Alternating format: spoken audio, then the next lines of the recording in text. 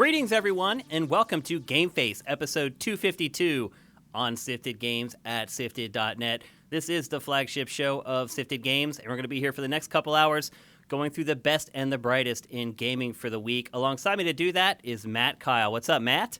Hey, I did manage to get to play Pac-Man 99 this week, and I pretty much agree with you. I think it is the best of the three. Yeah, I got some pushback in the show comments about that. Some people said I saw. I just don't like Tetris very much, so like I'm kind of biased already. But like, no, I have definitely played Pac-Man 99 more than the other two combined at this point. Yeah, one person commented that they win Tetris 99 all the time, and they didn't think it was luck at all. I don't get it, because you can be playing and you can have your screen all the way to the bottom, and someone just attacks you, and it literally fills all the way up, and you just lose. Like, I don't know. Maybe there's some secret to it. Some people are way better at Tetris than we are. That's all there is to that. I mean, but I'm telling you, Matt, I'm at the bottom. Like, I have no rows. Right, but I know people who can deal with that. You mean with the whole screen filling up at once? Yeah, they have strategies for that. Like, I've seen people get out of that. I mean, I've got out of it like 1 out of 100 times or whatever. But I mean, there is an element of luck to it. But like, if you're really good and know exactly what you can do with those pieces, like 4 moves down the line, no matter what other piece you get after it, like you can do it. I never will. Yeah. The other thing, there's a PS3 controller. The other thing of this week is I got this, which is what is a soundtrack for ActRaiser? Soundtrack for ActRaiser. It's like a symphonic one and the original one. Original soundtrack plus a symphonic re-recording from 2018 and the CD. And then it came with this little card signed by Yuzo Koshiro, which you only got if you're one of the first 250 people. And the art on the albums and on this are by his sister, Ayano Koshiro, who also did a bunch of art design for the East games. Are you going to frame that art? I'll probably do something with it, yeah. It's a traditional like Japanese. I can't remember the name of what this is. It's like a shiseki or something like that. But it's a traditional sort of like autograph card sign, like equivalent thing. So I got to look up like how those are usually displayed, and I'll probably do that with it. Whatever you do to frame it that way. But it's really good. I mean, ActRaiser is one of my favorite soundtracks of all time. Yuzo Koshiro is one of my favorite game composers of all time. ActRaiser and Streets of Rage 2 are probably like top 5 of all time soundtracks for me. So it was pretty cool. It was made by a French company, not sold here. They were able to ship it out to me. So I'm pretty happy with that. I've been waiting for that for a while. International shipping takes a while these days. Yeah, for sure. All kinds of shipping takes forever these days. USPS, It took 3 weeks for me to get a birthday card from Florida. 3 weeks to get a birthday card. And if you don't already, Yuzo Koshiro is a good follow on Twitter. Like he's very funny. Yeah, he's got a lot of he does like cool behind the scenes, like background stuff, or like he posts like art and like concept stuff he finds in his like garage and stuff and closet and stuff. But it's like, oh, here's like designs my sister drew for Streets of Rage characters that no one's ever seen before. And he's pretty funny too. Like he's a good follow. Well, we're good follows too, Matt. And you can find me on Twitter at Dinfire. And you can find Matt on Twitter at mkeil. That's MKEIL. And you can find Sifted on Twitter at Sifted Games. And that's very handy if you're not one of our patrons or subscribers and you want to know when our content goes up for free on our YouTube channel. If you're listening to this show out on the wilds of the internet on any of the like 6 or 7 podcast services it's on, and you'd like to support us, head to patreon.com/sifted. Before we get going, we've already had a bunch of Twitch Prime. David5807, thank you. McWomble, thank you. Hope you're doing well, man. Corey Film, thank you for Twitch Prime. We've already hit level 1 of the hype train. The show's just getting started. And I also want to mention we got a huge donation from Sifter Stealthy this week. I'm not going to share how much it was, but he gave us a big chunk of money. And I just want to say that I really appreciate and I want to thank him personally for the donation. And if you're interested in donating, maybe you don't want to subscribe. A lot of people don't like services, Matt. Like they don't want to put their credit card in for services or for whatever reason. If you're one of those people and you just want to help us out and just give us a one-time donation, you can head to sifted.net/donate. Or if you want something for your money, you can buy one of these awesome t-shirts, the Sifted Army t-shirt. We have another design available too. You can get all our merch at sifted.net/store. Pretty slow week in games, Matt, as far as game releases. Some pretty big stories, however, that we're going to talk about in today's show. But I think relief is just around the corner. We have a couple big games coming real soon. Returnal, the new Resident Evil Village is coming. We're going to talk about that in today's show. And overall, May is looking a lot better than April and March were. In fact, this whole beginning of this year has been really kind of bleh. Well, I'll also throw out a game that I haven't gotten to play yet, but I like what I see. I have to wait to play it, but it's called Before Your Eyes. It's an indie game, and essentially, I don't want to say too much about it because part of the appeal is the weirdness of what it is. But essentially, it's a game that changes. It uses a webcam. That's why I haven't played it, because I don't have a webcam for my gaming PC. I had to order one, and it doesn't run on Mac, which is what my laptop that I use for this is. Basically, it uses the webcam, and every time you blink, the game changes. What? The game changes when you blink. How does that work? It's watching you blink, and then while your eyes are closed, the game changes. When you open your eyes, it's different. That seems crazy, because if my eyes are tired, I blink like constantly. Yeah, well, that's part of the game. It seems like a seizure machine, maybe. Well, no, because it changes when you're not there. It changes when you're not looking. That seems nuts, but cool. Yeah, you could do some really cool stuff with it.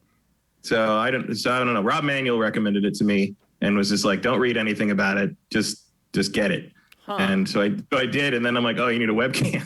I guess I need to read that much. It makes sense. I mean, if it has to detect when you're blinking, you're going to need some. Well, yeah, but I didn't know that until I got it. Oh, because you didn't know anything about it. He said don't read anything, but I don't have a webcam on my PC, so I had to get a cheap one so I can play that game. But it's, by the way, Rob Manuel, we talk about him all the time on GameFace. You people are probably wondering who the heck Rob Manuel is. Rob worked with us at G4, and since then he's done all kinds of stuff. He was like a part of the gaming program at USC. He's been a big advocate for indie games.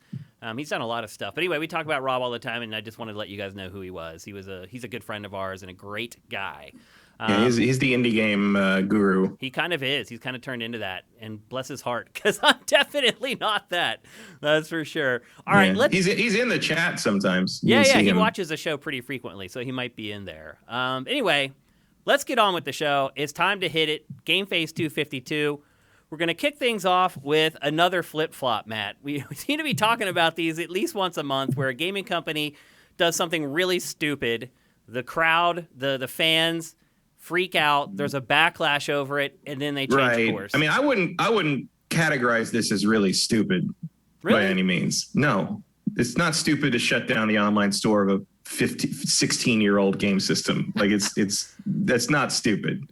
So you think the fans were overreacting in this case, unlike absolutely. the Xbox Live pricing debacle that Microsoft went through? Yes, like what are you buying? Like last week, I mean, I said I had my Vita over here and stuff. That's because I was going through the stores, the store, looking through anything else I wanted to get digitally before the store shut down.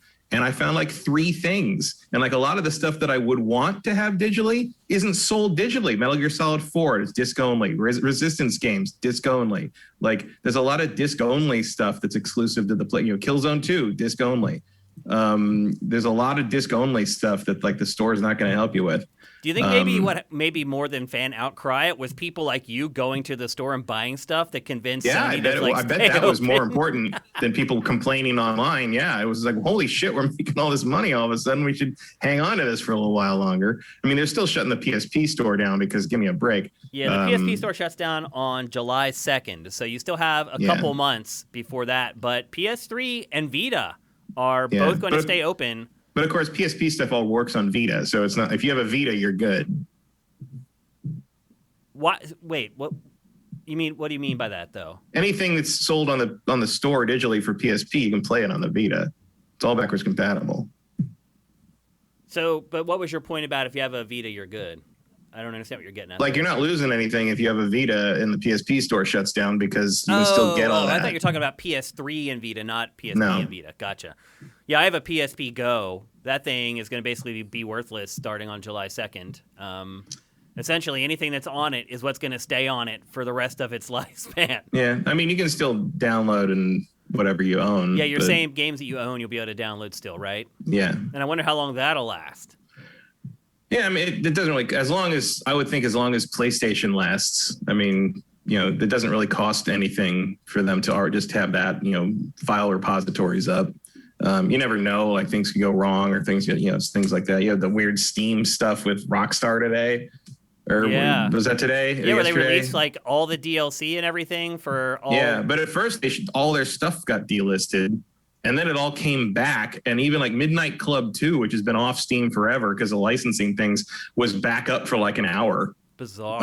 It's weird. Like somebody hit the wrong switches a couple of times there, but then they did the thing where they all of a sudden they're like, I think it was it LA Noire and Max Payne 3 included all the DLC now, and put out all the DLC for them, right? Yeah, all the DLC is included with them now. If you buy them or you own them without the DLC, you have the DLC now. Yep. Which is a pretty big deal, but still pretty weird. Yeah, it's you don't really see where the motivating factor is there, but it's nice, I guess. Yeah. But yeah, it's the PSP stuff will probably stay up for if you have a Vita, but your PSP won't be able to connect to it anymore. And so today, when I get home from our live stream of GameFace, we have an episode of Pactor Factor going up where the part of the question is, how he feels about the stores going down. So I'm not going to spoil what he says, but I will say he does have a bit of a different perspective from us.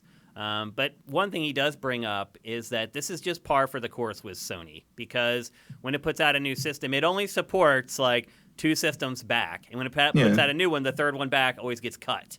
Yeah, I mean that's not super uncommon. Like go try to buy something on the Wii store. Yeah, I mean all that stuff is shut down too. Yeah, you can't get online on the original Xbox either. Like that's just how it goes. Like eventually that stuff stops being supported. I don't even know if you can get on with the old DSi anymore. I guess my big question still is why take them down at all? Like I just don't get it. The cost to keep that stuff up is negligible. I mean, you still got to do some upkeep, I would think. And you got to keep the store mechanism in place for it. And like, man, I gotta say, like going back to like dig through all that to like look at, oh my God, that stuff is garbage. Like that store, I mean, that store was always bad, but like, it's terrible. Like I was sitting there waiting for minutes and minutes and minutes for stuff to load. It's really bad. And, if they're not going to improve it, I mean, I guess you can just leave it there and let it fester or whatever. But like, it's just, I think it's probably just a streamlining process where it's just like, okay, this is dead weight. So let's just get rid of it. So it's not on our to-do list anymore, really. Now, I haven't gone back and looked at this stuff yet because I knew that there really wasn't anything that I wanted from those 2 systems that I don't have already. Is it a different storefront for those systems versus what you get on PS4 and PS5? Of course, it's the PS3 store. Okay. But why wouldn't they just roll that into their just store product so you can buy stuff for PS3 on the same store you buy the other stuff? Well, no, because the PS3 has its store app, and that's what that is. It's an app. It's the you hit the PS3 store thing on the PS3, and it loads up what it always loaded up, and it's fucking terrible. Well, yeah, it's old. Yeah, it's ancient. I mean, the PS3 is already, but it's just like the whole process is the fucking nightmare. Like, I bought I bought the Metal Gear HD collection, and I bought digital copies of Infamous 1 and 2 because I didn't have digital copies of those. And like a couple other things, indie things that didn't have disc equivalents that I didn't have yet. And so I got all those and some PS1 stuff, Vagrant Story, stuff like that, stuff. I think that is what I would be interested in more than anything. I mean, that was definitely what I was checking. I had the Suikoden's, and I got a couple of Atlas things like the Persona 3 portable and a digital copy of Persona 4 Golden, stuff like that. The original Persona Innocent Sin and Eternal Judgment, is that what it was? The Persona stuff that I didn't have digital copies of, even though I had physical copies. I just wanted to have like a second backup of it, sort of thing. And they were cheap, so it didn't matter. But also, you went to go down. You go to download everything. You got to hit the download, and it's like pulls up the download thing, and you got to hit download in background, and they have to sit there and wait like 2 minutes while it like prepares the download to let you do other things instead of just staring at it for 2 hours because the download speed is so slow. And then after to download all those things, so like the 3 Metal Gear games in the HD collection and the 2 Infamouses and like a couple PS2 games and a couple PS1 games, that took 14 hours. Wow. I like left it overnight The PS3 and then to install it all, like installing like the big ones, like the Metal Gears and the Infamouses, like it was like an hour to install those things each. And the system can't do anything else. So as I just did it, I turned the TV off, go do something else, come back and check. The PS3 was on for like 2.5 days straight doing this. Like it's I packed away nightmare. my PS3 and my Vita at this point. So I really thought that at this point you could just go buy games for those systems on the same store as PS4 and PS5. Oh no, I don't know why you think that. They haven't updated those stores in forever. I haven't used my PS3 in like 5 years, 6 years. Like I wouldn't remember. Yeah, so why would that? I wouldn't remember. I didn't remember it was a standalone app. I don't remember that at all. Yeah, I just assumed that like the store was a store and it just connects like through like basically a hidden browser. No. It's all dumb. Each platform. It's the same way the Vita and the PS3 have totally different stores when you load them. It's all the front end is different. And the front end, I guess, can only move as fast as the front end was designed to move. Like I would assume that if you wanted to put the work into it, you could make the PS3 store a lot better. A better experience. And then, of course, it's doubly screwed because they removed the ability to buy PS3 and Vita stuff from the web version of the store. So you have to go through the systems. You can't just buy it online and then go to the download section on the PS3 and just say, I want this. You got to go through all the store crap to get it. They might have had a more viable market if they had actually moved all that stuff over to the normal store instead of making people jump through that dumb hoop. Or just left it on the website. Like hell, if I would have probably just gone through the website, clicked on the stuff I wanted, bought it, and then never turned the fucking system on. Right, exactly. Like that's just free money for them, Like so, I don't know why they did. And for a while, they had there was a backdoor link you could use to still get into the PS3 section, but they shut that down like 2 years, like last March or something. So when do you think they're going to shut these down for good? Because there's a gold rush right now. Which may stop now that they've announced that they're not taking the stores down. But I think this probably buys them like another 2 years. 2 years, wow! I thought maybe end of the year. Honestly, no, they're not going to do that fast. They're going to be they're going to leave it and hope people forgot in 2 years. Huh? Interesting. That's my guess. 1 year is not enough time because it just feels like you're stalling. 2 years feels like enough time to sort of let that cool off and be like, okay, we're just going to quietly do that. And everybody's playing their PS5 and PS5's like going strong and is like, I feel like that's how you're going to do that. And maybe they can have like some kind of part of the problem I think that people had with it was like, there's still stuff on the PS3 that there's no good way to play anywhere else. Like if I were Sony, I'm like, okay, we'll leave the store up and then we'll work on getting the PS3 stuff that's stuck on PS3 playable on the other system, on a modern system, so that if we go to shut it down and people complain, we're like, well, you can play all this stuff. You can play Metal Gear Solid 4 and the Resistance games and all that and the Killzone collection on PS5 now or on PlayStation Now or on whatever they call them if they relaunch it as kind of a Game Pass thing. Like just say, like, oh, that's all there for you to play now on a PS5 and PS4. So you don't really need a PS3 anymore. Not that I would get rid of my PS3, but like that, I feel like that would be my move. Plays all the backwards compatible stuff. So if I really cared about people's opinion on this subject, that would be what I do. Is like I would keep the stores in place to buy myself time to come up with a solution for moving the stuff that's trapped on those systems forward to the modern systems. It is pretty crazy watching the B-roll for Vita though, because it's a crazy system. Like it does. It is. Like I had forgotten half of the stuff that it does. Like, it's amazing. Yeah. But Pactor, in the new episode that goes up today, he uses a phrase that I think is very appropriate, and that is over-engineered. Mm-hmm. It was too much, which made it too expensive, and a lot of the features, like, again, I forgot it even had a lot of these features. Like, it showed the AT&T thing there. I had totally forgotten there was, like, the mobile version that would connect to, like, cellular networks. Like a cell phone version. Like the touch screen is just everything's a touch sensitive thing. The back is ridiculous that the back has a touch. Who gives a shit? It's just weird. And I will say, loading it up, I'm once again, even all these years later, impressed by how gorgeous that screen is. It is. I mean, it's an LED screen again, which makes it really expensive. So it just pops. Like it pops in a way that nothing. Even the Switch doesn't. Maybe the new Switch will with the OLED, but like.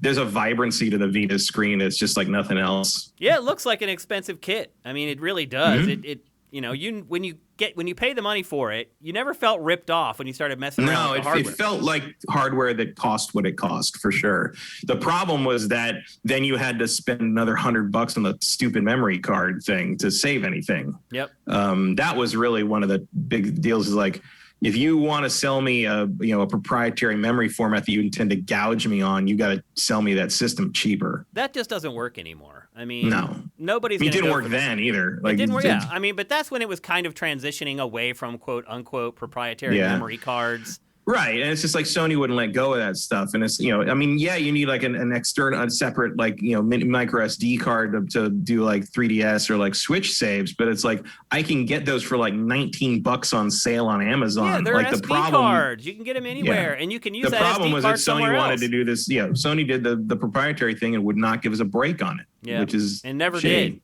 I mean, I'll be honest, I never built a relationship with my Vita. Like, I don't have any affinity for it, other than respecting the fact that Sony went crazy in creating the ultimate handheld. Like, I don't have an affinity for it really at all. Like, I probably spent less than 100 hours playing my Vita, I would guess. Oh, yeah, way less. I mean, I played Persona 4 Golden, and I played Uncharted, and I played Ninja Gaiden and Shinobi-Do 2, and that was about it. I think I played through Suikoden 1 on it when they first started putting up PS1 classics, and that was like it. Yeah, there just weren't enough exclusive games for it. And the strategy of putting console games on a handheld, despite what Nintendo has done with the Switch, generally has not worked. I mean, it was the same strategy that PSP tried, and it had more success than Vita, but I think it was also a little more user-friendly, although it also used proprietary memory cards from Sony, but they were a lot cheaper. Yeah. And I've been discovering those over the last couple of months as I've been like putting stuff back. So I've been like reorganizing my closets and like all the containers under my bed that hold all my gaming stuff. And I've just come across all these little nostalgia things. Like last week I dug out my GameCube, and it works now. I put it in the closet like years ago and it wouldn't read discs. I pull it out and it works fine. I have no idea how it fixed itself in the closet because it wouldn't read discs for like months. Like, I didn't give up on it. I'm like, it's just a quirk or whatever. I clean the lens. I'm like, something's going to fix it. And nothing ever did. And then I put it in the closet for like 5 years and I pull it out and it works again. It's really bizarre.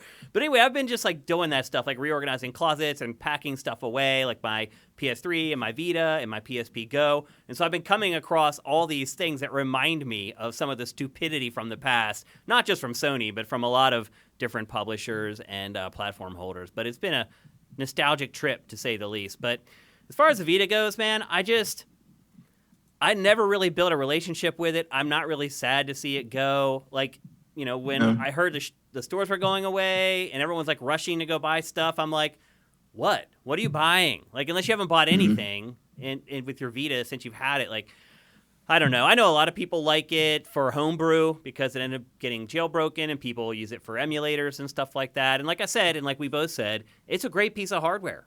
And the battery life was always an issue, and they did improve that eventually with kind of revisionist models of it. But I just never spent enough time with it to really kind of build a relationship with it like I do with most platforms. No. Well, I mean, I kind of feel that way about the PS3 a little bit too. Yeah. Because it was only for like first party games for me. Yeah. There was a thing on Reset Era where somebody was saying like, oh, yesterday, I think it was yesterday was like the anniversary of like 10 years ago or whatever when the PSN outage happened. Mm-hmm. It was down for like 2 weeks or 10 whatever. 10 years, huh? Remember that? Yeah, I remember it. And like it was interesting to me how many responses in that thread were like, oh, I only use the PS3 for like, playing Sony stuff. So like I didn't even notice except that there were news stories about it. Yeah, and my PS3 controller like started drifting like really early. Literally the controller I got with my system started drifting, and this is before I even knew what it was. Like 8 months after I got my PS3. Like I remember I was playing like a Jack and Daxter game or something. And I put the controller down, and he kept walking on the screen. And I was like, what is going on? I'm like, and I don't think controller drift had even been a thing yet at that point. And I had to buy it wasn't common except on a couple of like bad Dreamcast controllers. Yeah, so that was my first introduction to stick drift. Speaking of which... This is, the thing that fell over early when I reached for the ActRaiser thing. This is that's my original DualShock. Wow. From, this is a Japanese one. because because remember they came out in this, it was just the 6-axis with no rumble, so you had to get a new controller if you wanted to rumble. So I decided to get a Japanese one because it came out first there, I think, and so I imported this one, and it is still going. Yeah, they did improve the controller eventually to where it didn't drift as quickly as it did. But you know what, Matt? Like, I'm still having problems with my Joy-Cons. Like, they can't fix it. Like, did you see that, like, iFixit video where they explain why it's never going to be fixed unless all these manufacturers stop getting parts from this same supplier? Because it's just... No, but that sounds familiar. I mean... It's just not going to stop. And for whatever reason, the Switch, man, like, I've had problems with my Joy-Cons from day one. Like, I don't know if you remember, for the longest time, I couldn't get my right Joy-Con to ever connect to my Switch. Yeah, I remember that. I've now sent that right Joy-Con in twice to be repaired, and now it's starting to get drift again. So... And Nintendo, there's a class action lawsuit against Nintendo for it. Nintendo's put out statements about it, but it can't say much because there's a class action lawsuit. Like, ultimately, these companies are all going to have to find a supplier who can make an apparatus inside the controller that will last longer, because the ones that they're using right now, there's just a fixed number of times you can use it before they start to falter, and that's just the way it is. So I kind of hoped, the PS5 using that same tech. I really hoped that, like, the new controllers with PS5 and Xbox Series would move to new hardware, but nope, they're using the same ones as well. Xbox Elite controllers, crazy expensive controllers, they're using the same mechanism inside them, and they have problems with drift, and they have a class action lawsuit against them. Like, yeah, well, having two Elite controllers, I can tell you that one works way better than the other at this point. Meaning how? What way? Meaning like I talked before about how you can tell there's a difference in how the analog stick works on Kingdoms of Amalur, of all things. One of them is normal when you run around with it, and the other, if you go to run and you try to angle the character to the left, it will stop running. It will cancel the run somehow because of some way that switch works. Way too expensive for that to be happening. And then that same one that doesn't move to the left properly that way, the A button is sticking now. That's bad. And I mean, granted, it's like 4 years old. Still, but that controller is expensive as hell. Yeah, and there's no way to fix. Like, I'd have to pull it apart and figure out what's sticking on the A button. Like, it's internal. The sticking is internal. It's something inside. It's not like I got like soda on it or something. It's just, it's something inside has ground down and is sticking. It's when I press it and it takes a second to pop back up. Anyone who's had a sticky button knows that. When you press down. Yeah, it just doesn't pop up as the springiness is gone. Basically, this probably needs a new spring. Meanwhile, my N64 controllers still work fine. Yep. At least the ones that I haven't ground into dust. I've been playing Saturn stuff with my 25-year-old Saturn controller from Knights, and it works fine. Still fine. Yeah. I mean, look, N64 controllers had a shelf life too, but I beat the tar out of those things playing Mario Kart 64. The power slide just going ding ding ding ding ding ding ding ding ding for hundreds of hours. And sure, Mario Party. You look like doing Mario Party where you put your palm on it. Where at the end of like a Mario Party game, you just blow all the dust out of the analog. And that happens, but those controllers still work. In fact, yeah. I liked my N64 controller that I got with my system the most, the gray one that I got with it, because the stick was so loose, I could just power slide in Mario Kart like a beast. So yeah. It's a different kind of wearing out, but I didn't do that with the analog stick on my pack-in controller. Eventually stopped working right, so I got a black one, and that black one I still use today. Like it's like you said, it's looser, but it's not like it's bad. It's like it's broken in. Yeah, it's my GameCube controllers all still brand new, basically. Yeah. And it's all like. Yeah.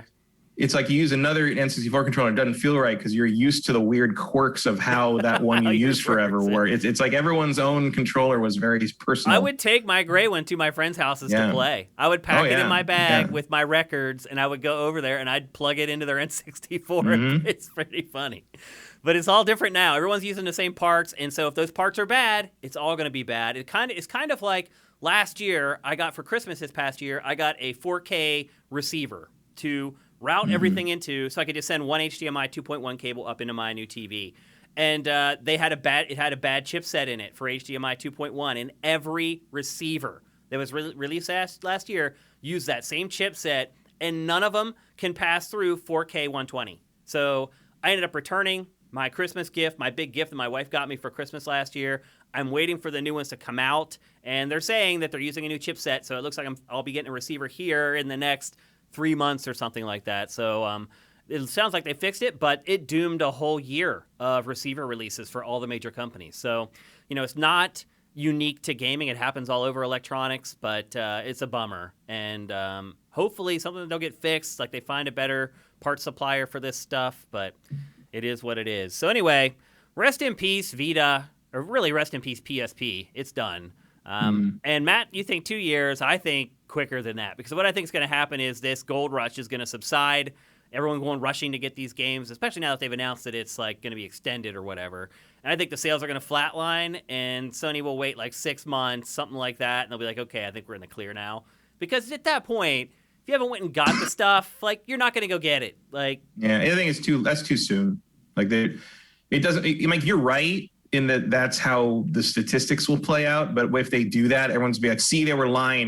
They're just barely waiting to pull it. They're just going to get more bad press from that. So I think they're going to wait a substantial amount of time for a cooling off period and then try to pull the plug again. And hopefully in like a year and a half, 2 years, nobody cares anymore. Yep, could be. I don't know why anybody cares now, I don't frankly. either, but I don't begrudge anyone for it. Maybe somebody just got a Vita or something, and they're like, oh, man, I just bought this thing, and now I just got this for $5 at a garage sale. What am I going to play on it? Holding on to a Vita might be a good idea, though, because they didn't sell too many of them in the U.S., and so they might be worth some money eventually. So I would not recommend selling your Vita. I would hold on to that sucker and take as good a care of it as you can. Like, mine's already packed up, all wrapped up in its protective wrapping. I always keep all the packaging when I get systems. That way, when I'm done with them, I can pack them right back up and they look brand new.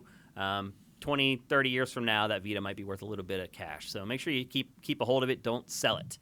All right, let's move on. We're going to talk next about something that makes me very excited, Matt, as an older gamer who sometimes feels like he's on an island. Because I'll just tell you, at my age, when I talk to people and they discover that I really love games and I'm really into games, and I have a company that's a gaming company, and I review games and I do podcasts about games, they look at me a little cockeyed. Still, after all this time, there's still kind of this stigma around, like, at a certain point, you got to move on. I think particularly for people our age, it's like people look at us, there's like no way people that age play games. Well, the good news for us and for the industry in general, I would argue, is that we are not alone, Matt. We are not on an island. Gaming among people our age is essentially exploding right now. There was a report this week based on a study from Global Web Index who talked to 19,500 people, and they discovered that gamers aged, and this is actually even far out of our age range, gamers aged 55 to 64 has grown 32% since 2018. They also found that 24% of grandparents see playing games as family time. So we're slowly seeing the stigma, the stereotypes about gaming being blasted away. And you might guess, well, how much did the pandemic have to do with it? It did have a lot to do with it. And really the big boost is in mobile gaming. MPD reported that the number of mobile gamers rose 17% year over year in 2020. And anecdotally, I would say that that's probably accurate, because most of my friends who are my age who play games or still play games are mobile gamers. Like when I talk to Pactor before or after we record Pactor Factor, we're just having just a conversation as friends or whatever. He never talks about console games that he plays. He always talks about mobile games. And a big part of that is that a lot of the mobile companies he's responsible for at Wedbush. So he has to know what they're doing, and he kind of has to play their games to see how they're monetizing them. And then once you learn how one company does it, when you're looking at another company, you're like, are they following best practices for that? Is it going to work? Is it not? So I get why he plays a lot of mobile games, but he does. Like, he still doesn't have a PS5. He's still really pissed off that Sony hasn't sent him one. Every time we record, he goes on that tirade. Like I left it in the show the first time, but now I cut them out because people have got it. Like, he's mad that Sony didn't send him a PS5. But every time he complains about it. And I don't know if it's become like this rebellious thing where he's like, I'm just not going to play console games because they don't care about me, so I'm not going to care about them, and I'm going to play my mobile games. I don't know. But I think more it's a mixture of the fact that he enjoys mobile gaming, and he's trying to get me to play like Empires. He can also afford it. Yeah, he can afford it, and he's a whale. He can whale the hell out of it. And he is a whale. Like for instance, he's trying to get me to play Empires and Puzzles 50 times, maybe more. I can't tell Matt. He's so desperate for me to play the game that he has offered to give me $200 and deposit it in my account so I can buy like Warriors or whatever. And then the crazy part is he's been talking to Brent, our old site architect, the guy who built Sifted. And now Brent is like hitting me from the side. He's like, he's flanked me and he's starting to come at me about Empire. And it's just like, it's a match 3 game. Like I've played a million of these games. Like Pactor like tries to sell it to me. I'm like, Pactor, man, like, have you ever played Puzzle Quest, bro? Like, did you miss that whole thing like 11 years ago when match 3 was actually kind of fun and cool? What was the other one we played at X-Play? Zookeeper? Remember we used to play that head-to-head on like the DS or whatever? Everybody would sit around and play it. Like, I've went through that, bro. Like, I've done the match 3 thing. But anyway, the data does seem to back up that a lot of these older players are, in fact, playing mobile games. How do you feel about that, Matt? Do you think that really is an accurate reflection on the gaming industry to say, 32% increase for 55 to 64 in gaming? Or do you look at mobile gaming as kind of like this other thing? I mean, it's a third pillar, I would say, of the industry. Like, I don't think of it as the same kind of games, really, because I don't play a lot of them. I think I think of mobile and PC and console, basically. Okay. Those are kind of the 3 things. At one point, there would have been a handheld as well, but that's obviously gone outside of what the Switch can do. Obviously the Switch is a handheld system, but like it's not the same thing as like a 3DS that's dedicated to that. You're all dealing with console games on that thing, and mobile. Like Switch is kind of the mid ground there. Is. Yeah. I don't know. Like do you think it ever converts people into console players? Like ever? What? No, but I don't think it has to. Like I don't think that's the point. The mobile games are mobile games. I think that's the point for us because we want more money coming in so that people create games that we want to play. Well, that's a separate thing. Like I don't expect people who are playing mobile games to one day suddenly just decide to play God of War. Really? No. So you answered my question. You don't think it does bring people over? Not in any appreciable amount, and I don't expect it to, and I don't think that it's a failure of mobile games to not do that. I think mobile games are mobile games in the same way that I'm not like I don't expect someone who enjoyed Avengers Infinity War to suddenly turn around and start watching Truffaut. It's yeah, they're both movies, but they're for different audiences and for different reasons. And you can enjoy both of them just, totally easily, totally fine. But like, I don't expect one to get you to the other necessarily. And that's not a judgment on someone who likes one or the other. It's just saying it's just how it is. Mobile games are a giant thing and they are what they are. And that's just how it's going to be. Why do you think mobile fails to bring people over to console gaming?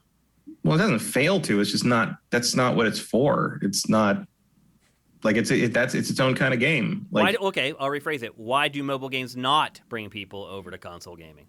Well, why would they? Because they're video games, and maybe people, after they get a taste of stuff on mobile, they may want the real thing. It's like a gateway drug. To them, mobile games are the real thing. But they're not.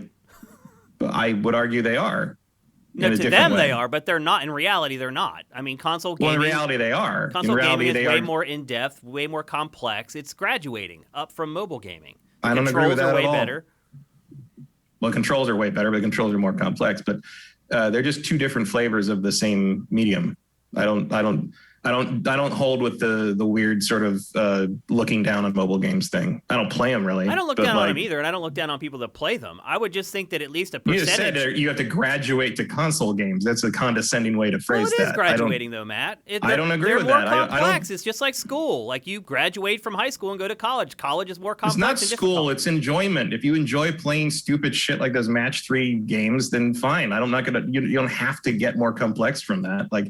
Like that's what you enjoy doing. It's what you enjoy doing. Like if you want to read trashy romance novels, I'm not going to force you to read James Joyce's Ulysses because you're not reading what you could be reading. Like it's a hobby. You can do whatever you want. Like I don't get it. Like, I don't understand why anybody want to play. Was it Empires and Puzzles? Yeah, Empires and Puzzles. Like, like you said, I played all those games. I don't think mobile games. 99% of the mobile games I've ever played, I don't think are fun to play. Like, I don't enjoy playing them. Like, I don't either. I've tried so many. Yeah, the only thing that holds me into playing a mobile game tends to be theme. Like the match 3 games I played have all been like Marvel and Ghostbusters and like that trend where everything was a 2D, like a half-assed 2D fighter. Yep. Like I played the Transformers one and the Marvel one and the infamous the Injustice one. Like, I played all those. But I didn't really enjoy playing them. It was more like, oh, it's a Transformers fighting game. This is the best I'm ever going to get kind of thing. But yeah, like it's just, and then after like, 2 weeks, I sort of forget to open it again. And, then 3 months later, I'm like, I need more room on my phone. I guess I'll just delete this thing I haven't played in 3 months. Because they also take up a lot of space. They do. Yeah. Yeah. And that's that's just sort of how mobile games has gone for me. I haven't played a new mobile game in years. Yeah, I mean, like every once in a while, if I'm like out somewhere, and that doesn't happen very often anymore because no one's out anywhere anymore. But when I used to be out, like sometimes I would play a match or two of like Call of Duty Mobile when I was out, like waiting for my wife to come out of a store in the mall or something. But I haven't done any of that. Like I haven't opened Pokemon Go, and I can't tell you how long. I used to play Pokemon Go in line at like Disneyland, but obviously that doesn't happen anymore. Yeah. And then like I get the other thing is like, I'm more and more reticent to open a game on my phone to, back when we used to be places where we had to waste time, because more and more of those games suck so much power out of the phone that I don't want to run out of batteries if I need to use it, as a phone. If I'm out somewhere where I can't just stop and plug in somewhere for an hour, like, to me, they're just power drains. And then like, if I'm home and I want to play a game, I'm not going to choose a game on my phone. Like, there's just no place for them in my daily life, really, for something that I don't find, if I found one that for some reason was like super fun, like, what was that one? That one puzzle game? Like, no, I can't remember the name of it. It was like Monolith something. It was like a puzzle game, like a 3/4 puzzle Monument game. Valley or whatever. Monument Valley. Yeah. That's like if that lasted like 40 hours, I would play that more regularly. But the good ones don't. The good ones are over in like 2 hours, and then like the ones that keep you playing forever are just like weird permutations of Columns or Bejeweled.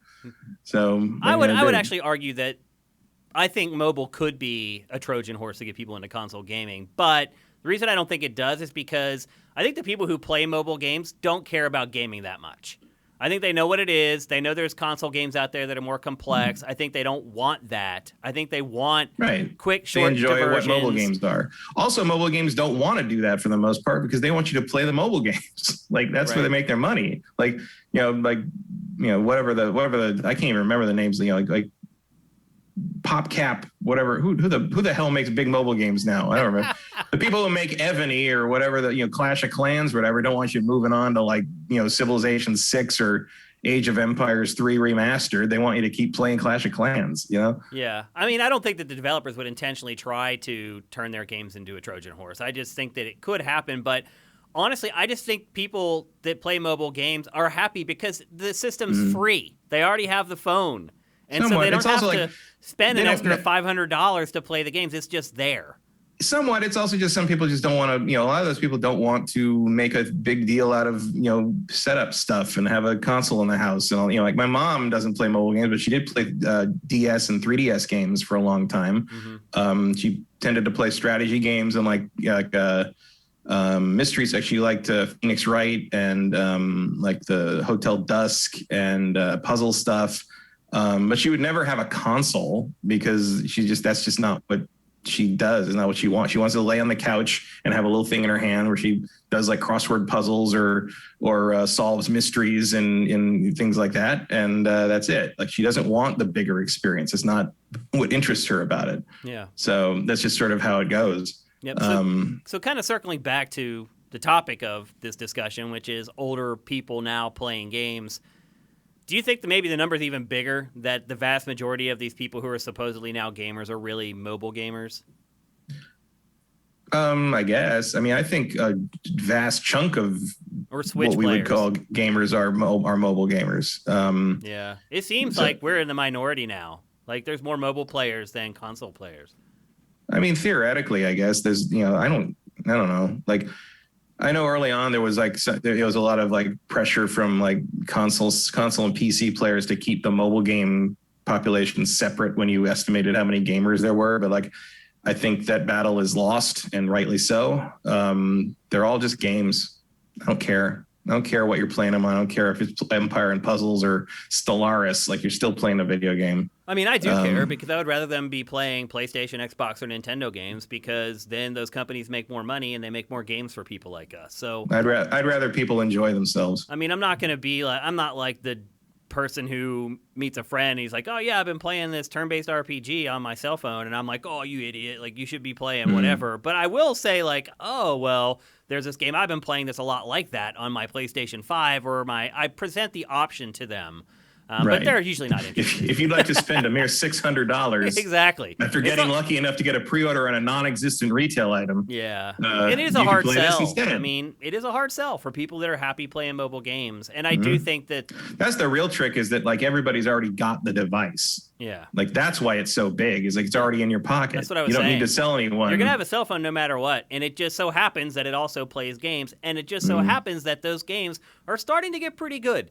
Like, you can't see it, but we're watching B-roll of Call of Duty Mobile right now. And, like, if you watch the B-roll of this game, it's hard to tell the difference between, like, this and whatever I'm playing in Cold War right now. So, the line is starting to get a little bit blurrier, and I think it's just going to be even more difficult as time goes on to convince people that it's worth spending $600 on a console if they have this thing in their pocket that they're going to have anyway, and they're just playing games on that. So one thing I will say before we move on is, if you are an older gamer, and man, if you're in that 55 to 64 group, God bless you. I'm going to be there someday. I'm not going to go to mobile gaming. I can tell you that much, Matt. I'll be a console gamer until the day I die. Well, as Gen X ages into that, that's going to change. Like, we're not going to suddenly turn into Clash of Clans players, wherever the hot game is now on mobile. I don't pay attention to that shit. Yeah. But we're still going to play our thing. I know, like, I have a friend who's been playing games forever, and he's our age, but like, he has been stockpiling JRPGs for years. And I'm like, how come you never play any of he's going back to like the PS2 days. And I'm like, how come you never play any of the JRPGs you buy? He's like, I'm saving those for when I'm too old to play action games. play action games. That's a good idea, actually. That makes sense. But what I was getting at is, if you are an older player, and when I say older, I mean like 30 plus. To me, that is kind of an older player in today's day and age.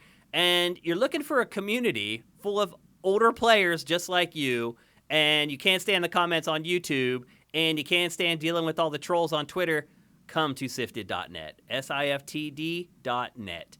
The average user, or the average age of the user on Sifted is 37 years old. It's a bunch of adults who love games just as much as you. It's a great community, and we're waiting for you. So come on over, set your Sift ratings, get your custom feed of content so you're only seeing exactly what you want, save your ass a bunch of time, and come talk about games with a bunch of adults just like you. So this is encouraging. Do I think that this bump is going to help Sifted? No, because as we said, most of these people are mobile players. Mobile players generally don't go online to look at information for new games. This has been a conundrum for traditional gaming websites for a long time. It's mobile gaming and esports. How do you get esports people to show up to your website? You can't. How do you get mobile gamers to show up to your website? You can't. We tried to crack that code. At Game Trailers, we did like these crazy, like we had this list of top 100 mobile games, and we were going to build this product where if you're a mobile gamer and you could say, oh, well, I like Bejeweled, or I like all these match 3 games. Well, here's all the other match 3 games. Or you like this turn-based RPG. Well, here's all the turn-based RPGs you might like. Nobody cares.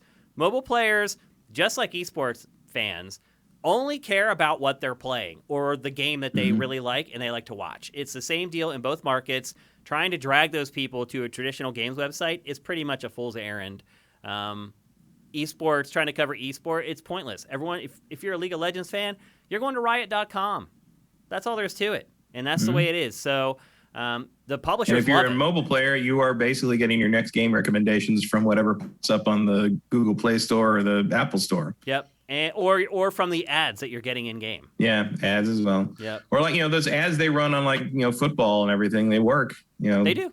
That's Those how Clash of goofy Clans mobile game blew up. ads, it looks so cheesy and so corny. And there's still, I still get those stupid ads for Ebony and all those things. Yeah. The ones that really bug me are the ads you get on like Facebook and stuff that are like, they're like weird puzzle things where you're trying to like help somebody like not avoid the lava and get the gold. No or, like, one can do this, things. Can you? Yeah, can you? But like the games aren't that. Like they're just match 3 games, or they're just like they have nothing. And I'm kind of like, and people keep always saying in the comments, and I think there is like, if someone would actually make the game these stupid ads to make you think the game is, you'd probably sell a lot of copies. Yeah, because Candy Crush, I mean, it's the easiest genre to create, and it's the genre that makes the most money. I mean, my mom will play Candy Crush. She won't play any other video game. Pac's wife will play Candy Crush. She won't play any other video game. So I get it.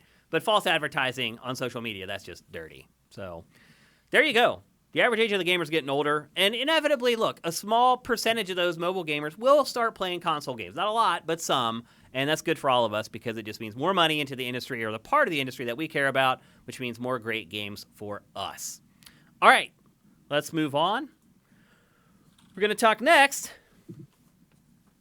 get my notes here, about Naughty Dog. Naughty Dog's very elusive, Matt. They don't do a lot of interviews with the traditional press. In fact, very little, if any. Like, if one of their games comes out, they'll do interviews with, like, Rolling Stone and these, like, cultural magazines. They don't do a lot of stuff with the traditional press. And so we rarely get a chance to ask them the hard questions, or questions that we really want the answers to. When they talk to, like, a magazine or whatever, like a Rolling Stone, for example, like, Rolling Stone's not going to ask them questions like, what other games do you have in development? Is this old franchise coming back? They're going to be like, so they're going to talk about the transition from video games into the HBO show and stuff like that. So we rarely get a chance for gamers to interview Naughty Dog. But that all changed this last week because Ted Price was on a panel with the co-head of Naughty Dog, and his name's eluding me right now. Is it Evan Wells? And that's Insomniac. What's the other guy that's not Neil Druckmann at Naughty Dog? Oh, you mean the president? Yeah, he's like the co-president or whatever. Yeah, I forgot his name. Killian? I don't know. Is it William Killian? No, that wasn't his name. Is that the CEO? Yeah, this is like the other co-owner or whatever. But anyway, he was on a panel with Ted Price from Insomniac, and Ted's awesome.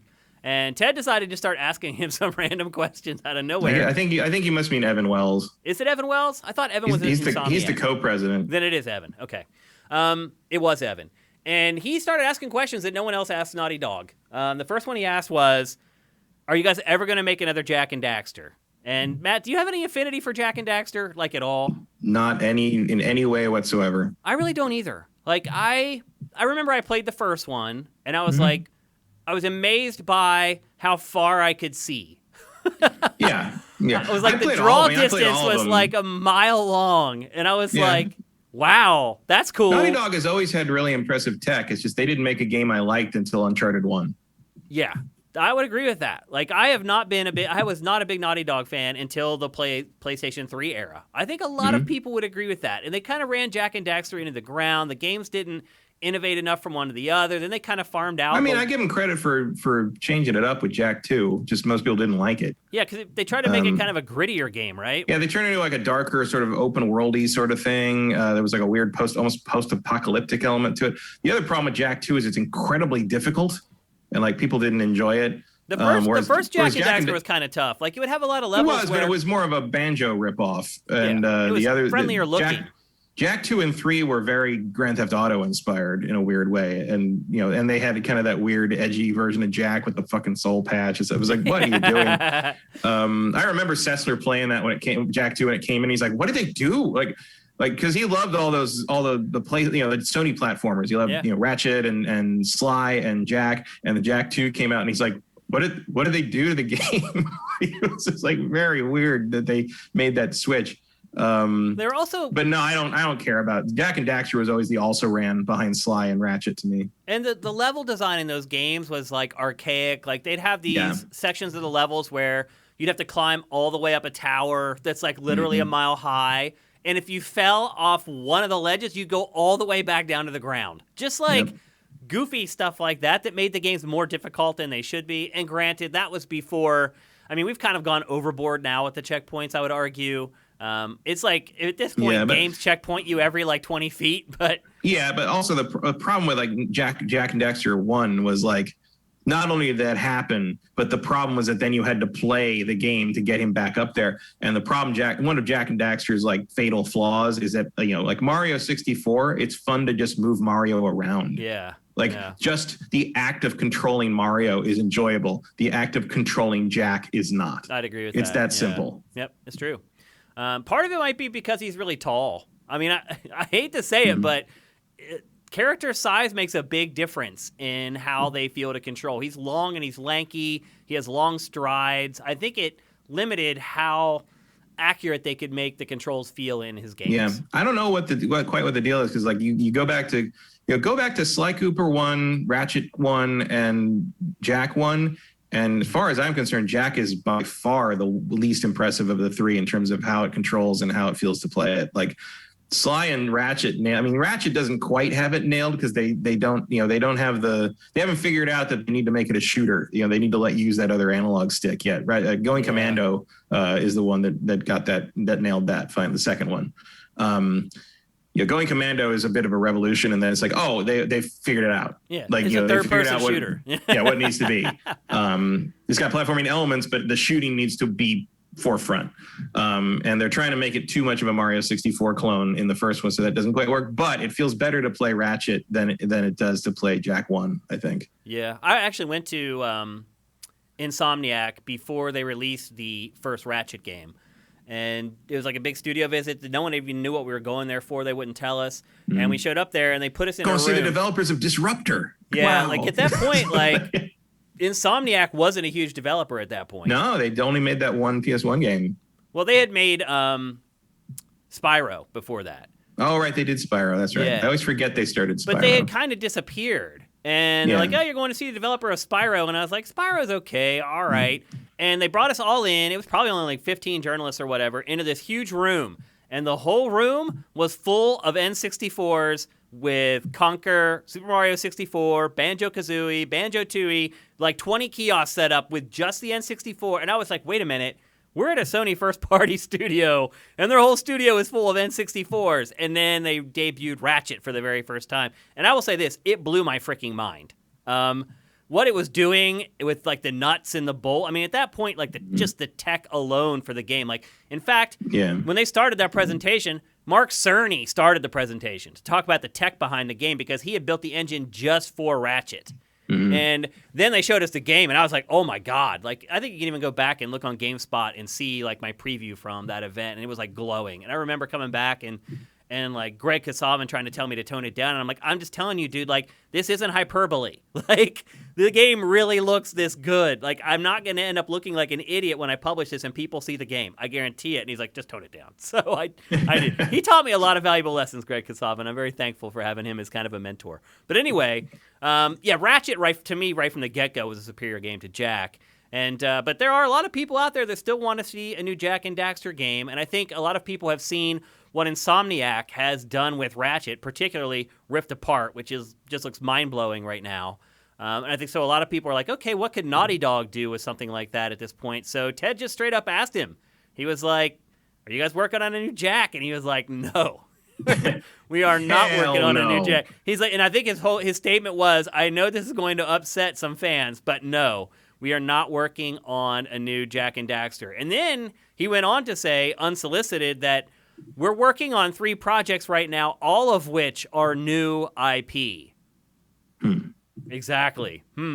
That's crazy. He also admitted that they have struggled working on multiple projects at once. And that is something that they're trying to fix right now with kind of these new projects that they're working on, is figuring out a way that they can manage developing multiple games at once, because I'm sure they're sick of releasing a game every 7 years, just like everybody else is sick of them releasing a game every 7 years. And I'm sure Sony's getting sick of their output as well.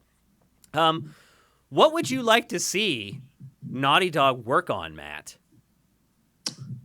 I don't know, something new. Well, like we're getting that. They said it's all new stuff. But what genre would you like to see them go into outside of like the action adventure-y RPG-ish stuff? Oh, I wouldn't. I want them to keep doing what they're doing. Oh, really? So you want to just keep making games in the same genre? I want them to do what they're good at, yeah. Wow. So you just want different settings, different I characters. joke about it, but I don't actually want Uncharted kart racing. Like that's. Yeah, I mean, I don't think I would want them to work on a kart racer, although they have, right? There was Jack Racing. Or did they farm that out? They did Jack X. That's Did true. they farm that out to another studio, though? I don't think so. I thought maybe they did. Maybe someone in chat can let us know about that. I thought they made Jack X. It's possible. It wasn't great. I no, remember it wasn't. that. Yeah, they developed it. That was them. Oh, they did. So they've done it before. It wouldn't be an anomaly for Naughty Dog to make a racing game. Although I agree with you. That's it would be an anomaly. That's the last thing I want them working on. But Matt, I wouldn't mind seeing them work on like a more traditional RPG, like an action RPG. I mean, I guess like they could do something like that. I mean, I feel like in a fantasy setting, even like it doesn't have to be like modern. Well, didn't we see like that concept art from that one guy who like worked on something for them? That's right. Right. So like one of those projects is probably that, right? Yeah, probably. And that kind of looked like what I'm talking about, like a fantasy RPG, almost like a Lord of the Rings type thing. Well, I mean, I feel like they're getting there. You know, I mean, they have RPG elements in like Last of Us 2, so everybody's leaning that way. Sony seems to want that anyway in their games. It just gives you a sense of attachment to the character. But so I would imagine there's going to be some of that one way or the other. I don't know. I guess I'd like to see them take that looked good. Like that one picture looked cool. I mean, I guess I wouldn't mind seeing them take a crack at some kind of more sci-fi thing. Like a Mass Effect style thing. Yep. I'd like to see him do high fantasy, sci-fi, and then a game almost like GTA. Not a satirical game. It's like funny like GTA is, but something set in a modern day where the world hasn't ended. Because the way they look at characters and writing, I think that can be extrapolated across any setting and it make the game compelling. So I just want to see Naughty Dog explore settings, themes, and I wouldn't mind if they do expand more into a more traditional RPG instead of just kind of having like the action-adventure with light RPG elements that has kind of been doing all this time. I think the things that Naughty Dog are good at are things that can be placed on almost any template and will instantly make it better. Just the writing alone and the storytelling, I think it would have a fist up, so to speak, on a lot of other developers that have been working in those sci-fi or high fantasy settings for a long time. Like to me, if I found out that Naughty Dog was making a high fantasy action RPG, I would probably instantly be more interested in that than like Dragon Age 4. Yeah. I mean, I'm interested in Dragon Age 4 in the sense of like, can BioWare save itself? Right. But there's that kind of there's a nail biter in that regard. But like, I mean, I'm not. But look, I've never really liked a Dragon Age game, so I'm skeptical. But we'll see. I was just using that as an example, though. It's kind of one of the RPGs on the horizon everyone's looking forward to, and I would be more excited. I guess the only other thing that would be on par in terms of like scale would probably be Starfield. Yeah. Not that we know that much about that either, but. Or like I don't know, whatever Obsidian's working on, that Avowed maybe. Yeah. But I'd rather see Insomniac. I'd rather see Naughty Dog take on.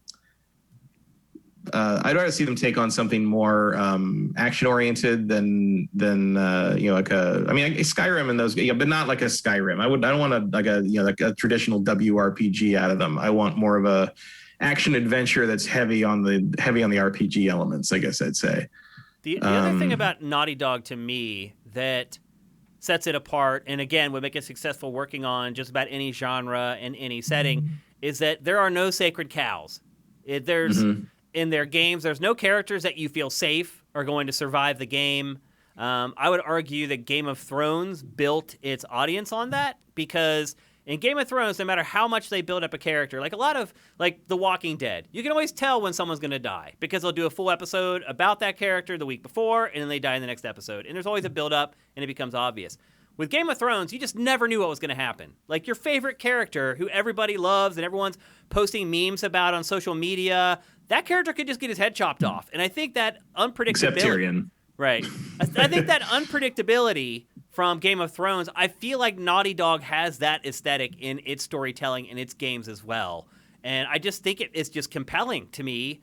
And I think that sort of aesthetic works across any medium, really. And I think it also works across any genre or any setting in games. So anything that Naughty Dog works on, I think at this point is just going to instantly pop up like the hype charts just because of, how good his games have been.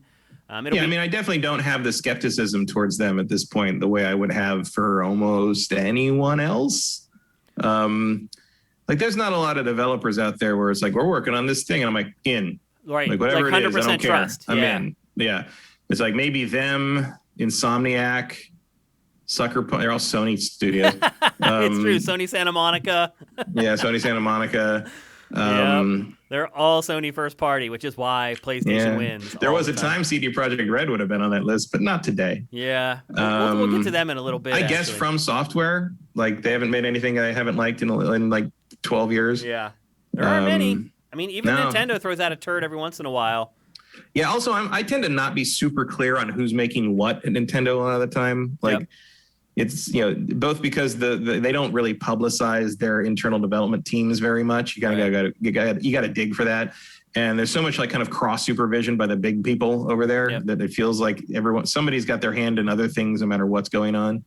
We just got an update. Derek Chauvin found guilty on all 3 charges. Yeah, I saw that. Wow. Excellent. We don't usually talk about stuff like that on GameFace, but no, but that's a big deal. That's a big deal. Thank God. I figured because the 12 hours of deliberation for a delivery of a murder case verdict is very fast. I was very nervous when they didn't just come back after 2 hours. Well, that's never going to happen. You saw somebody murder somebody on camera, like, right? But procedurally, you can't do that fast just because of. But like that fast I was like, okay, either to get a unanimous verdict that fast has to be generally. It's like, okay, yeah, we watched that on camera. Justice has been done. So, and it needs to happen a lot more often going forward. Accountability has been held. Now do Adam Toledo.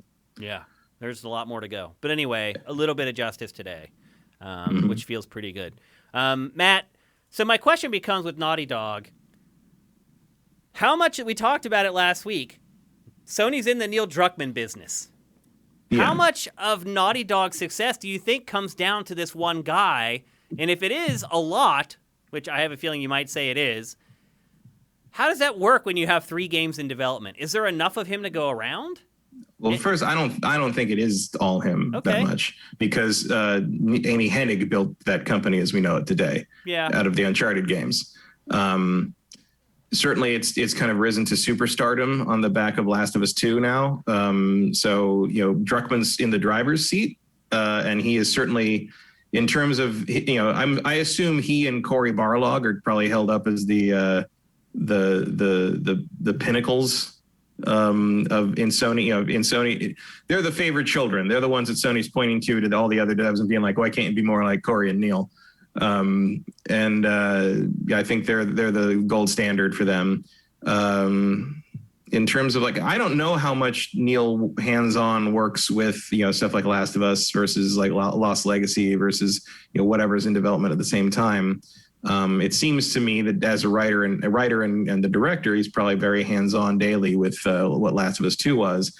You can't really do that with 3 separate projects. Right. But I assume that he has people in the company that he considers to be just as good as him in terms of knowing what he wants and what he do and what should be done.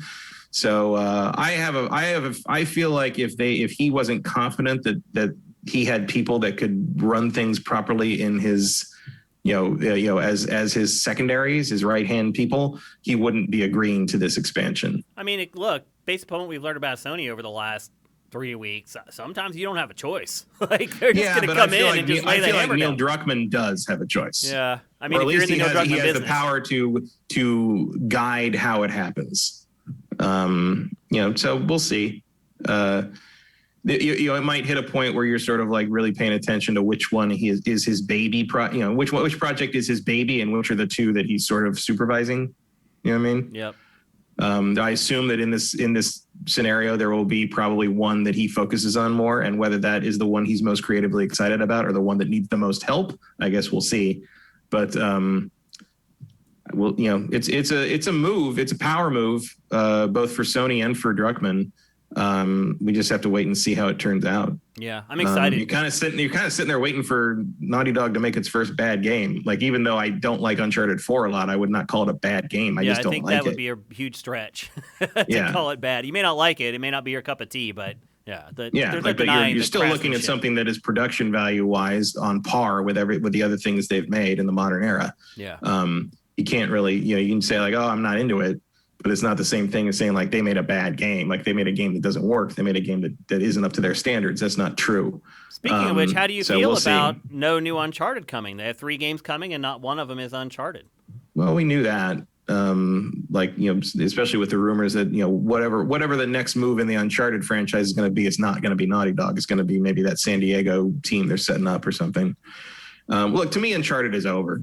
Like I don't really expect anything more out of Uncharted. If the Sony San Diego team or whoever they get makes, or whoever they make it, another Uncharted makes one and it turns out to be good, great. But I'm okay with putting Uncharted to rest personally.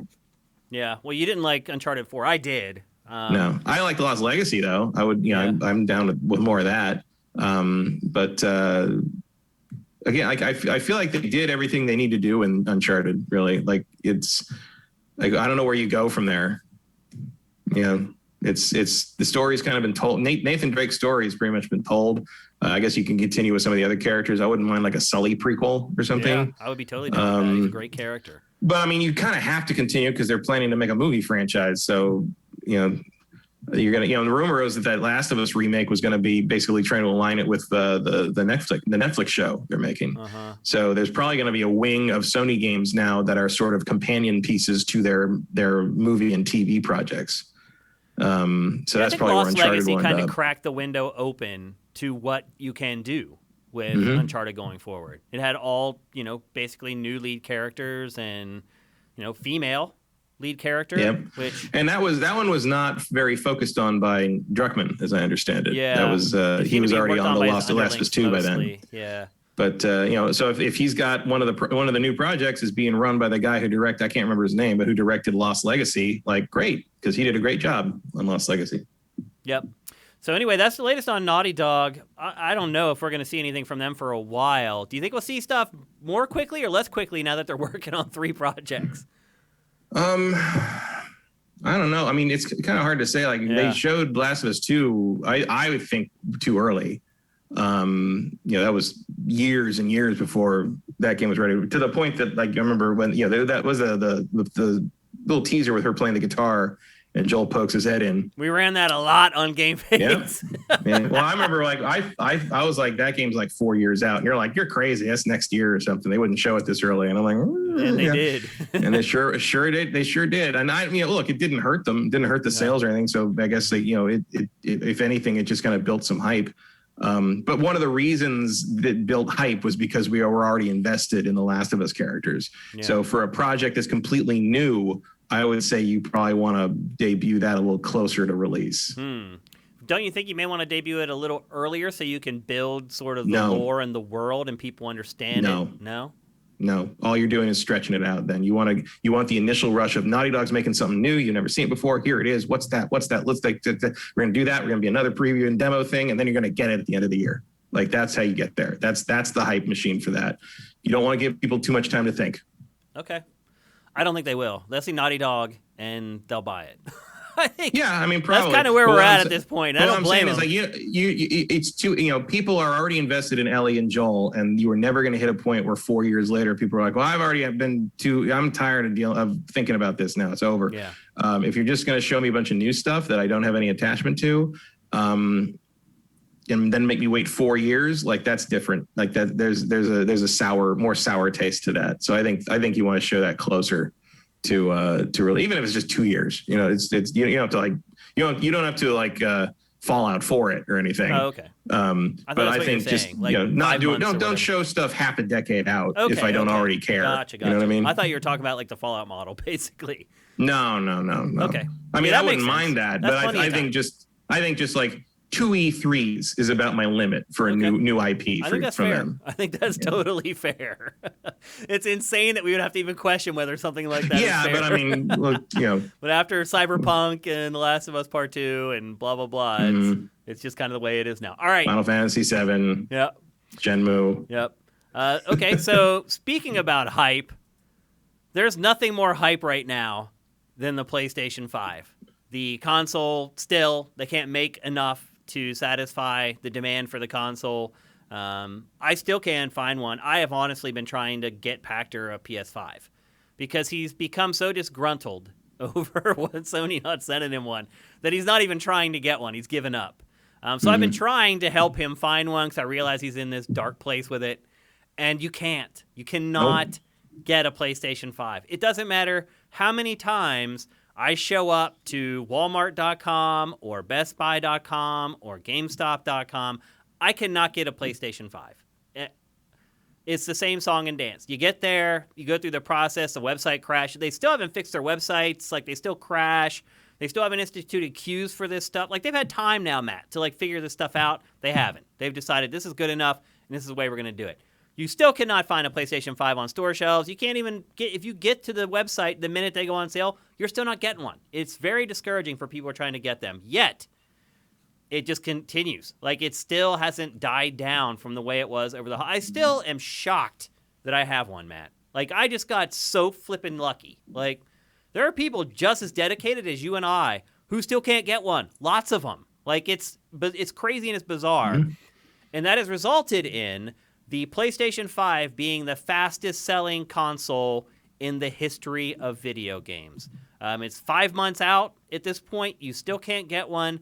I do remember the Wii was kind of like this, still at this point. But I think even the Wii was like that because they sold them as fast as they could make them. The PS5, part of the problem here is the chip shortage. Yeah, they can't make them as fast as they'd like to. Yeah.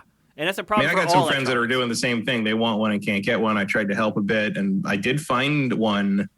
They were live on Walmart's site earlier last week, but they were gone in like 10 minutes. Yeah. Speaking of which, if any of you guys stumble across one and you don't want it, and you know they're looking to sell it to someone who doesn't want to make a crazy profit on it, DM me on Sifted, because I would really like to get one for Pachter. He's really pissed off about it. But I think if I delivered one to his doorstep, I think it might change his perspective big time. Can he just go? They're available on the secondary market. You want to pay $1,000 or something? Oh, it's a matter of principle now, Matt. He's not going to do that. Like, he's just not.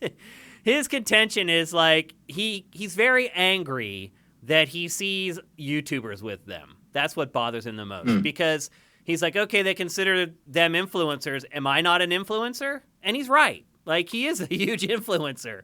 And that's what bothers him more than anything. Like, the fact that he sees, like, a YouTuber that has it who's, like, 14 years old. And they're like, Sony sent this to me along with all the games and blah, blah, blah. Like, I've gotten over that crap a long time ago. He has not. So he's very salty about it. So if any of you guys have an extra PS5, I know it's a long shot. But if you do, DM me on Sifted. Just go to the messages. Just go @Shane and send it to me, and we'll try to work something out. But anyway. I mean, that's like seems like an apples and oranges comparison to me. But I do think it's weird that they would not have sent him one. It is weird. I mean...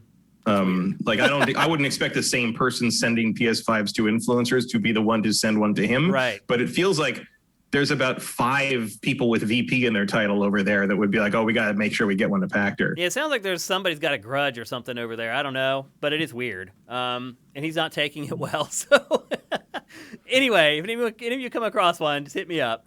So anyway, hardware sales overall were up 47% in March, year over year. And you got to remember, March, we were already in a lockdown. So the hardware explosion had already happened a year ago. And they were still up 47% year over year. So not just PS5. Xbox Series is also selling great. I mean... Yeah, you can't get Xboxes either. They're selling as fast as they can make them as well. So don't think this is all about PlayStation. My bigger question here is that I've actually got to the point where I feel like I'm getting value from my Xbox Series X. And I hardly play my PlayStation 5 anymore. So the big question here is the PlayStation 5 worthy of this? Overall, March was up 81% year over year. The gaming industry is just going crazy. Switch, and I wouldn't leave Switch out of this, Switch led total hardware sales in both units and dollars. So Nintendo also basically selling every Switch it can make right now. Yeah, and Nintendo's got also an advantage because they can make them. Right. Like they're not being as affected by this high-end chip shortage because they're using, different tech, and that means they can basically make way more Switches than Sony can crank out PS5s. So there you go. Like, Nintendo's been benefiting through the pandemic a lot just because Animal Crossing alone. It was the perfect pandemic game. Flawless the timing timing. of that couldn't have been better. It's really crazy that it came out right when it all started, and it was the perfect game for the pandemic. Light and whimsy. Huge time suck when everybody needed time. You got to log in every day, so it's like a structural thing, a scheduling thing. Which all people also needed. People needed structure. Like it was a perfect storm. Incredible. I mean, I haven't touched it in almost a year now. But those few months, I think I played it through about June. I remember playing it the last time I played it was probably somewhere around the time of the E3 videos were starting to hit. Yep. But I really enjoyed those 3 months. That was just what I needed. Now I will associate it with that period of time forever and never want to play it again. But here we are. So Matt, my question to you is this all worth it? All this scrambling to get a PlayStation 5, the going to the websites, the being disappointed, the paying $1,500 on eBay for a PlayStation 5. I really struggle at this point to see why it's worth it right now. Because the thing is like I've paid premium prices for certain things that are out of print or never coming back again. Right. But PlayStation 5s are not going to be scarce forever. Yeah, they're not going anywhere. They're going I don't know. I mean, look, maybe I'd think differently if I didn't have one, but it's there's nothing on there that I'm I have to pay $1,000 right now to play X. There's not a single must-play game available for it. Not one. No. Not even close, really. I mean, for some people, I think the Demon's Souls remake probably is, but I think that's for a small segment of people. Is it worth that much money? I mean, no, it's not. There's nothing that urgent on it right now. You know what I mean? Do you think this is all being driven by FOMO? There's some of that. Also, some of that I'm sure is driven by the stimulus checks. People got some money. Right. They want to spend it on that chunk of change in their bank account right now. Mm-hmm. Burning a hole in their bank account. I can see if you're doing moderately okay and you got a decent chunk of the stimulus check, I can see you being oh, that's free money. We should use that to get the PS5, and then you can't get a PS5, and you're yeah, if you didn't lose your job and you stayed employed for the last year and you got the between the two checks $2,000 just sitting there in your account and there's nothing else for you to spend it on because you can't do anything, I guess I could see where that would be pretty hard. Mm-hmm. But I think I wanted to discuss this to. It's also I understand the frustration of some of the people I know because it's April. And even you and I were saying back then, it's April's probably about when you'll be able to find them on shelves once the holiday rush is over and all that. Right. And we were completely, we did not foresee the chip shortage problem or the production problems, but this is about when I would have thought it would become more or less plentiful, and it's been the opposite. So I understand the frustration of people who are I'll just wait until next year sometime, and it's 6 months later and they still can't get one.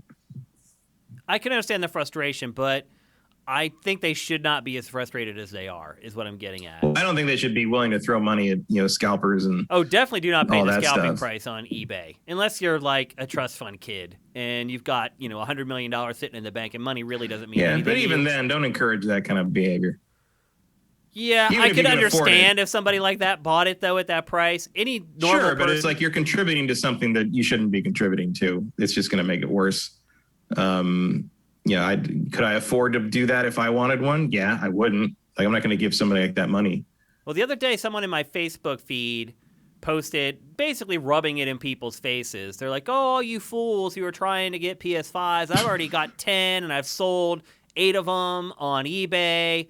And he's here's the step-by-step to not be bummed out about it. And it was point 1 and point 2, and it was just a bunch of crap. And I was point 3 should be, how do people get them? If you're going to come on here and rub it in people's faces that you got all these systems and they can't get one, at least help them, tell them how they can get one. And he wouldn't share it. He's no, because then other people will get them. And I was what? He's making money off it. Of course he's not going to share that. It's crazy though. What is you don't tell anybody where the marijuana field is. But my point is, it's crazy what it's become. Like, there's this cottage industry of greedy people who have figured out a way to, like, jump the lines at websites and get them. Like, probably some bot or whatever that he uses to get them, or some program that just spams, like, the server with requests or something. I don't know. But somehow... there's stuff like that. Yeah. So somehow, some way, this guy's figured it out. Meanwhile, there are people who are like losing sleep because they can't get one. But the reason I want to discuss this is I wanted to ease their minds because I feel like they think they're missing out on more than they really are. I mean, again, I haven't booted mine up in I don't know how long. Like, I did boot it up this week because there was supposed to be the huge firmware update. That's supposed to be the first major firmware update. And ultimately, it did like nothing. It's like, there's like, it changed the storage options. I booted it up to do the Resident Evil demo. Yeah. Oh, that's right. I did play the RE demo on my PlayStation because I had to, because it was like... Yeah, because it's only on that. Yeah. So. And we'll get to that later in the show.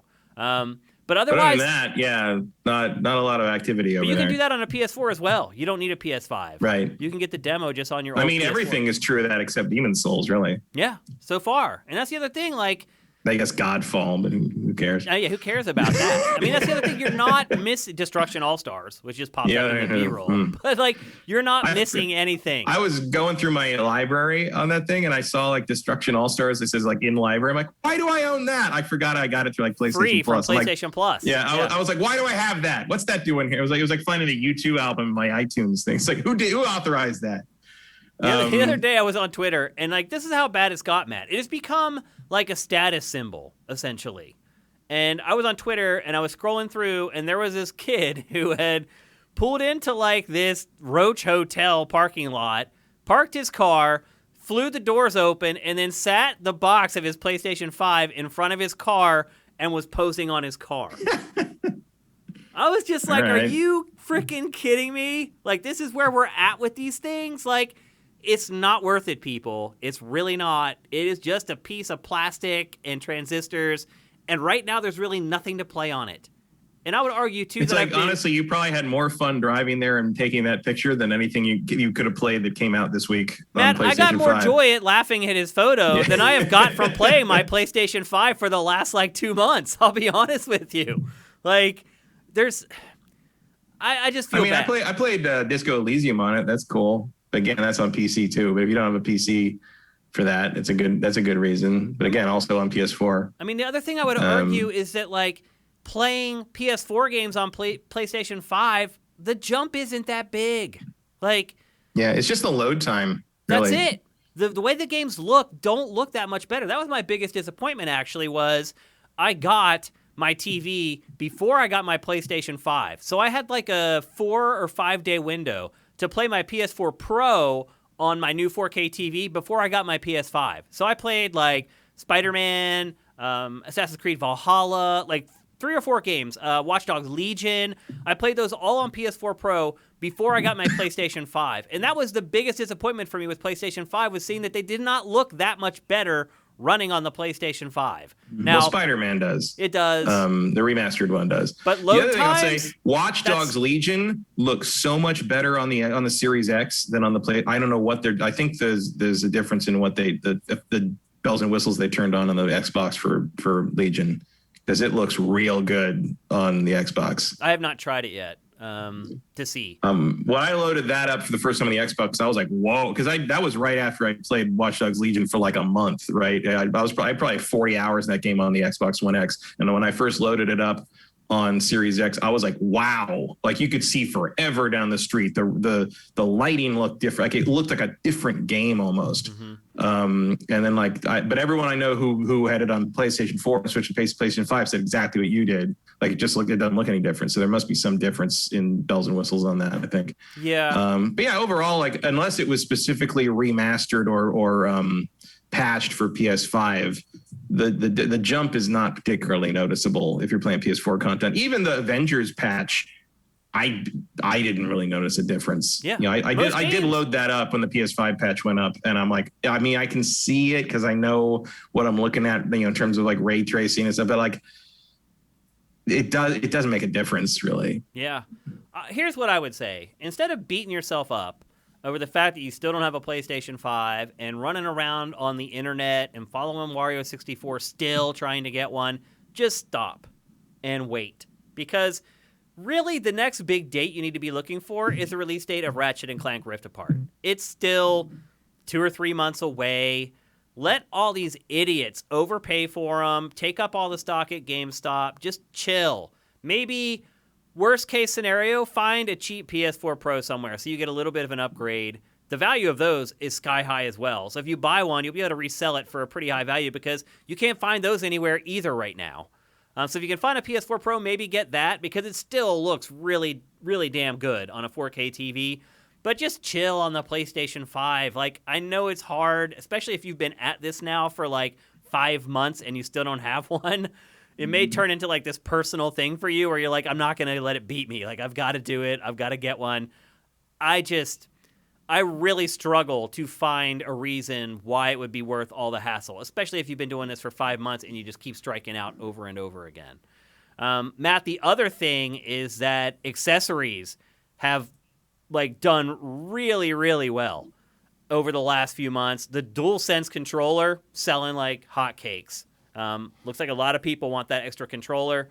Somebody bought me one for Christmas, which I appreciate very much. One of the sifters got me one. I'll be honest with you, I haven't even used the second controller yet because I can't play with anybody. No one can come over. Yeah, I do have a second one because I got it in the bundle, the GameStop bundle. So that got me like, I got that, and I was supposed to have Destruction All-Stars, but that got canceled. Yeah, they're selling really well. Headsets are selling really well. Yeah, I got a headset from that too. Which makes sense. All right. Yeah. But I think overall, like, it's just become this status symbol, like, hype thing that when you actually own one, I think a lot of people probably get their PS5 and they're like, oh, I don't get what all the noise was about. Yeah, well, I do have, like, I had a guy come in to fix some stuff like a month or two ago.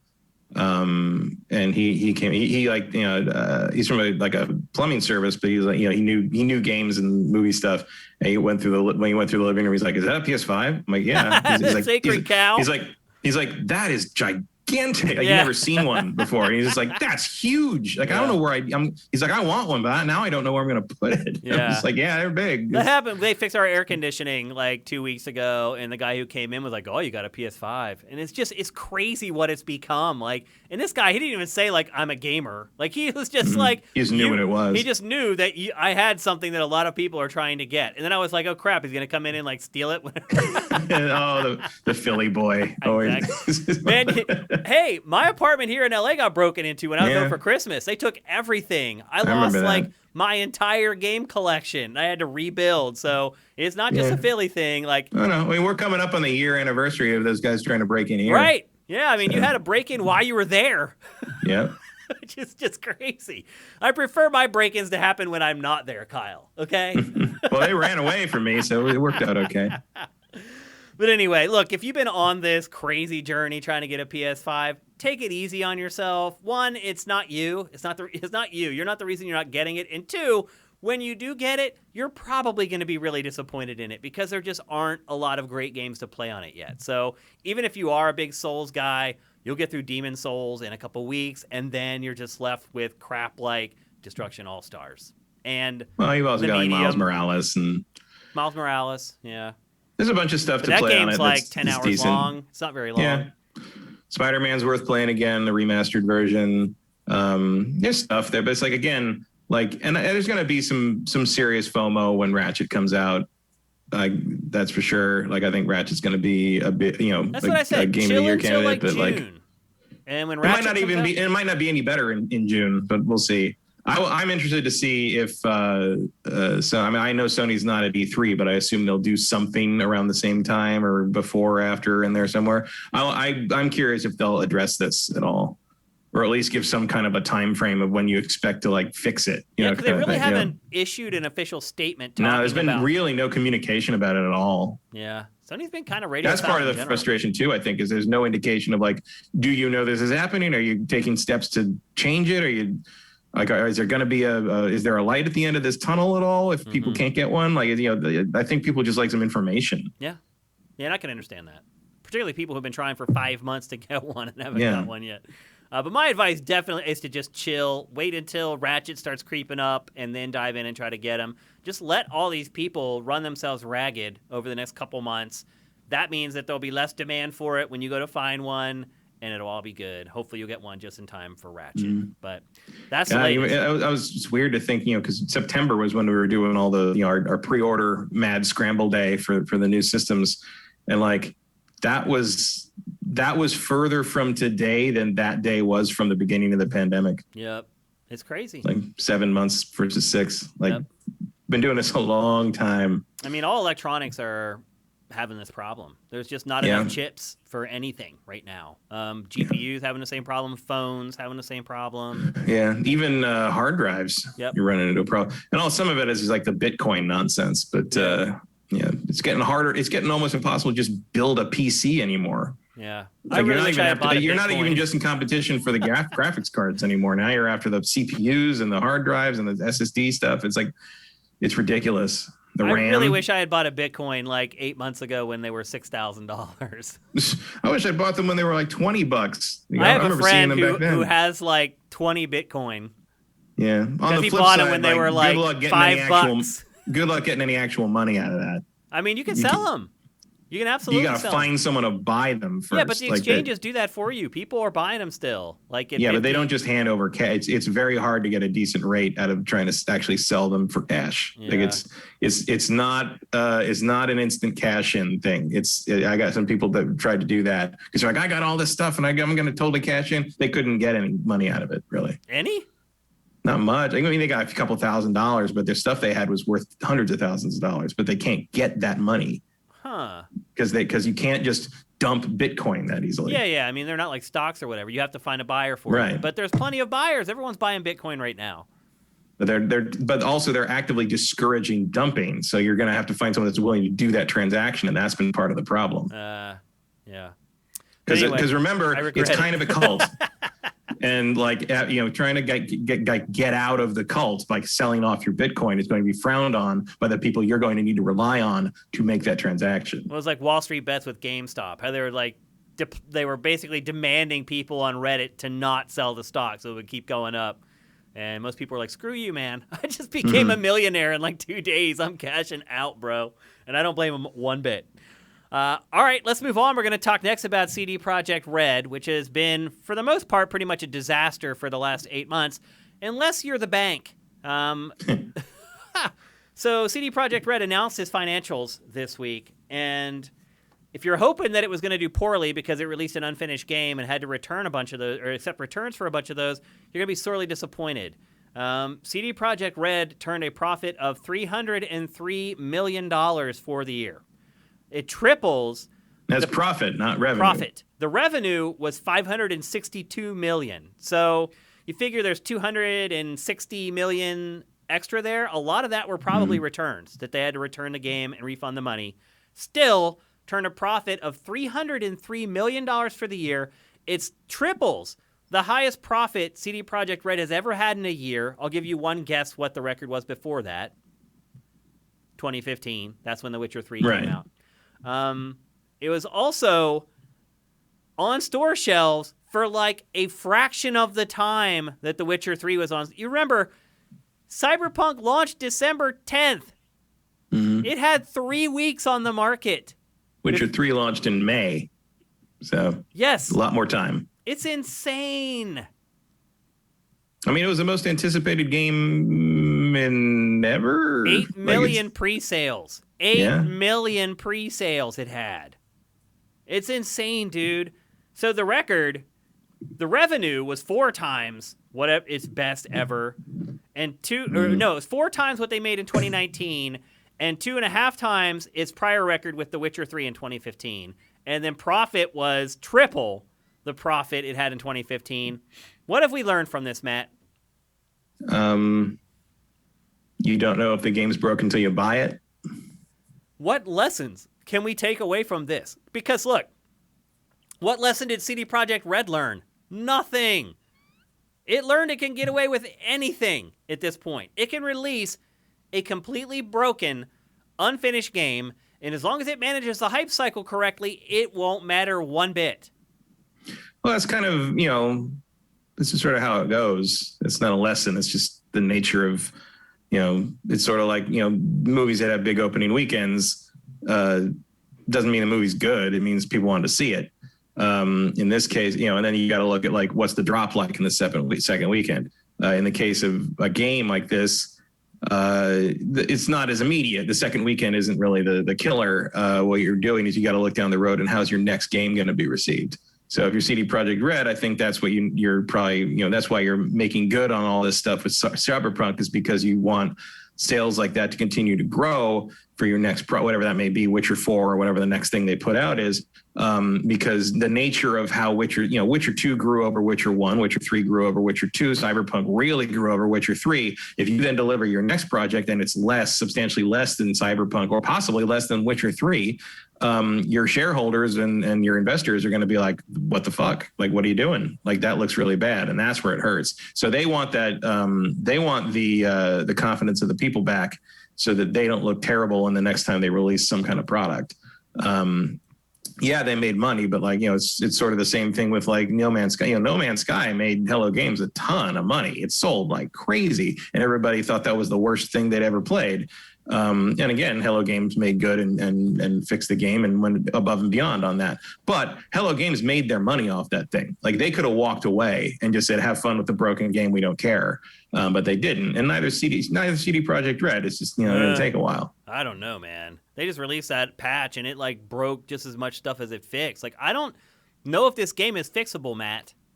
I don't know. Like, I'm waiting for there's no reason it isn't.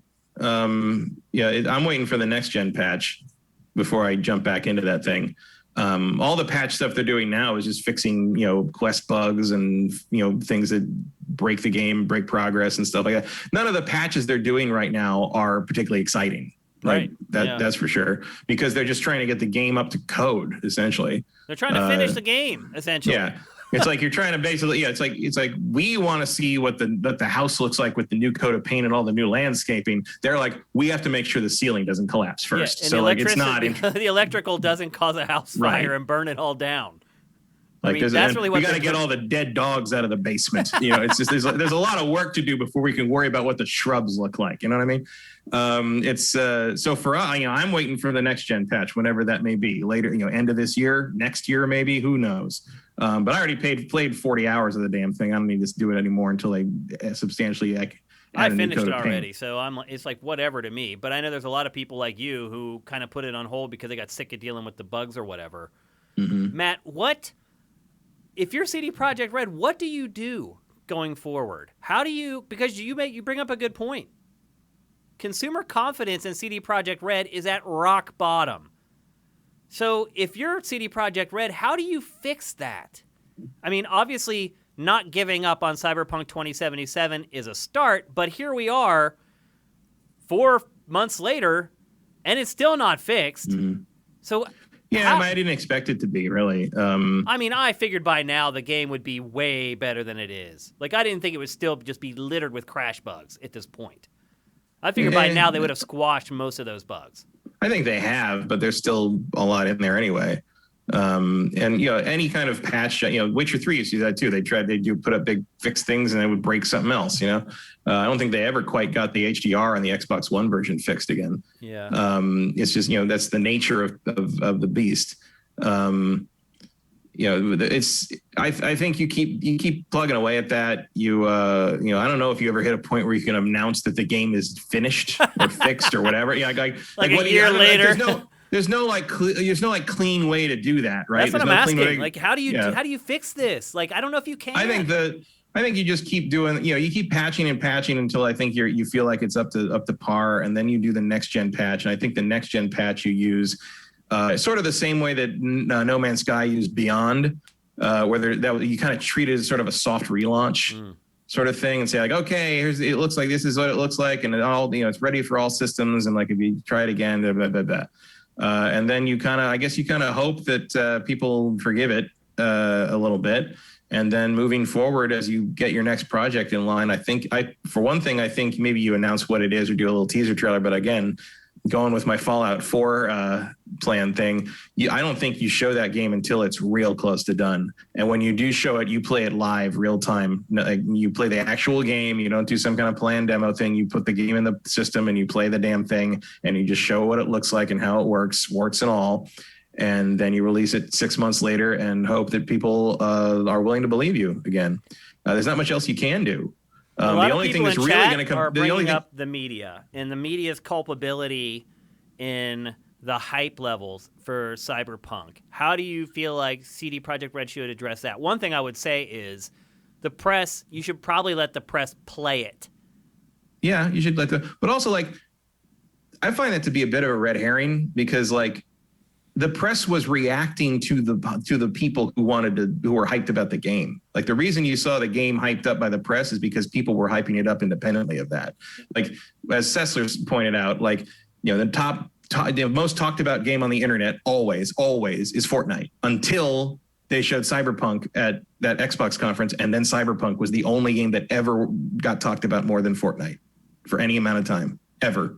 And that was not the media. That was not press stuff. That was people saw the thing and freaked out about it. Yeah. That was social media. No one controlled that. That was people independently getting hyped about a game they're excited about. And so the media is going to clickbait that, obviously. But it's not what led to this. I mean, that also, is not what holding caused the press this. accountable for what happened with Cyberpunk, it's like you're telling someone to never believe anything that they see or that they're told. Like, at a certain point, you have to trust what someone is telling you. How can you operate if just everything someone tells you or shows you, you assume is a lie or is fake? Like, well, and also because what happened with this game is unprecedented. Like, Sony never had to pull something off the store like that before. Right. Like, that's not a thing that happens. Yeah. Like, why would you think that? Like, why would, I mean, I guess, like, you could have a Schreier, like, type figure, like, digging into this and, like, skulking around the air ducts of CD Projekt Red. But there's no way to know that. And part of it is because they don't let anybody really touch it before it's done or before it's released. I would argue some of the press, even after they did play it and realized that it was broken, went a little too easy on the game. Somewhat, but also there were people who did not go easy on it and gave it like 6s and 7s, and they got death threats for that. Exactly. So, yeah, I'm not really willing to entertain that too much. Like, the problem was the people here in terms of hyping the stuff up and then not being willing to believe the negative reviews that came out about it until everybody got in their hands. They're like, oh, yeah, she was right. It's garbage. I mean, blaming the press for this, let's be honest, it's victim blaming. You're instead of blaming the entity or the person who caused the issue, you're blaming the people who had to react to their dishonesty. Like, that's not how it's supposed to work. It's like, if CD Projekt Red wasn't deceitful, then you wouldn't have felt deceived by the journalists. It's all started with CD Projekt Red. And I would argue, one, the journalists need to be allowed to play their next game before it comes out. Yeah. I would also argue that, to your point, you need like an event that's like freely everybody, all the press is playing it live, all in the same room, and you're allowed to take video and shoot everybody playing. Like, no barriers, and like, people are allowed to publish the video, because that was another thing. Remember, like, they were very strict with like their footage guidelines for the video reviews, and we're like, hey, here's this package of footage that we captured that you can use in your video, because they didn't want people to show all the bugs. Well, so I think the solution from CD Projekt's end is like all that stuff where you like super secretive and only get this, you can't show this, all that's gone. You're done. You blew your privilege on. You blew your privileges for having that. Now you have to like be completely open on this and let everybody who's willing to get their hands on it, press, influencers, Twitch people, YouTube people, everyone. Like, you have to get the word out through everyone you can that this game works. It's not a bug fest. It's not garbage. It's not like Cyberpunk. They've made a turnaround. You have to do that. That's the only way to repair, at least in the core gaming world. That's the only way to repair that kind of trust to any degree. And I don't think it'll work fully either. I think there will still be people who are skeptical, and rightly so. They should be. Because I think, but you have to drop the shields. Those closed door demos at E3. Like, how would I go into one of those now and feel like what I'm about to see is legit? Like, even if they had and I say that for anyone, not just CD Projekt. I think CD Projekt ruined this for a lot everyone. Of people. Absolutely. Like, even if I went into one of those and I watched them physically put a disc in a system and watch the system boot it up, I would still be skeptical now that it's like fake somehow. Yeah, and that's all because of CD Projekt Red. Yeah. Well, also, when you say that, I will simply say in response to that, welcome to my world. Yeah. because I have always thought that when that happened. I always watch stuff like that with an eye of skepticism to some degree. I mean, I've always been skeptical. Like when they play it, I watch them play to see if what's happening on screen is matching what they're doing with the controller or the mouse and keyboard. Right, but also what you're seeing in situations like that is very controlled and not always what you might be getting on the disc when you buy it from a store. And I'm aware that I grew up in the media. We both grew up in a media world where everything was everything I loved growing up as a kid was designed to sell me shit.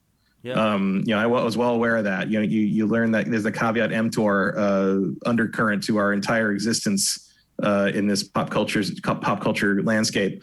Sort of like how like you said, like your Philly instincts about he's going to come back and steal my PS5. That's how I feel about being marketed to all the time by every game company. I feel like that too. I keep going back to one of the very final episodes of Bonus Round that ever happened at GT. I had already left there, and Jeff had invited me back to be on the show.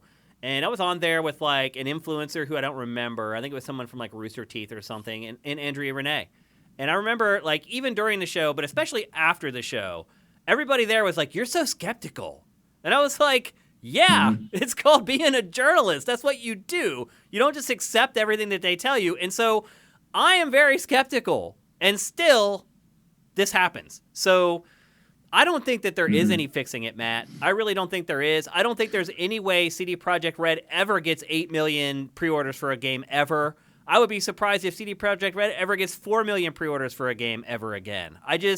This burn goes too deep for too many people, because when their next game rolls around, what are all the people like us on podcasts going to be saying? I don't trust it. I don't trust them. Next time I see a CD Projekt RED game for the first time, I'm going to be like, that might be real.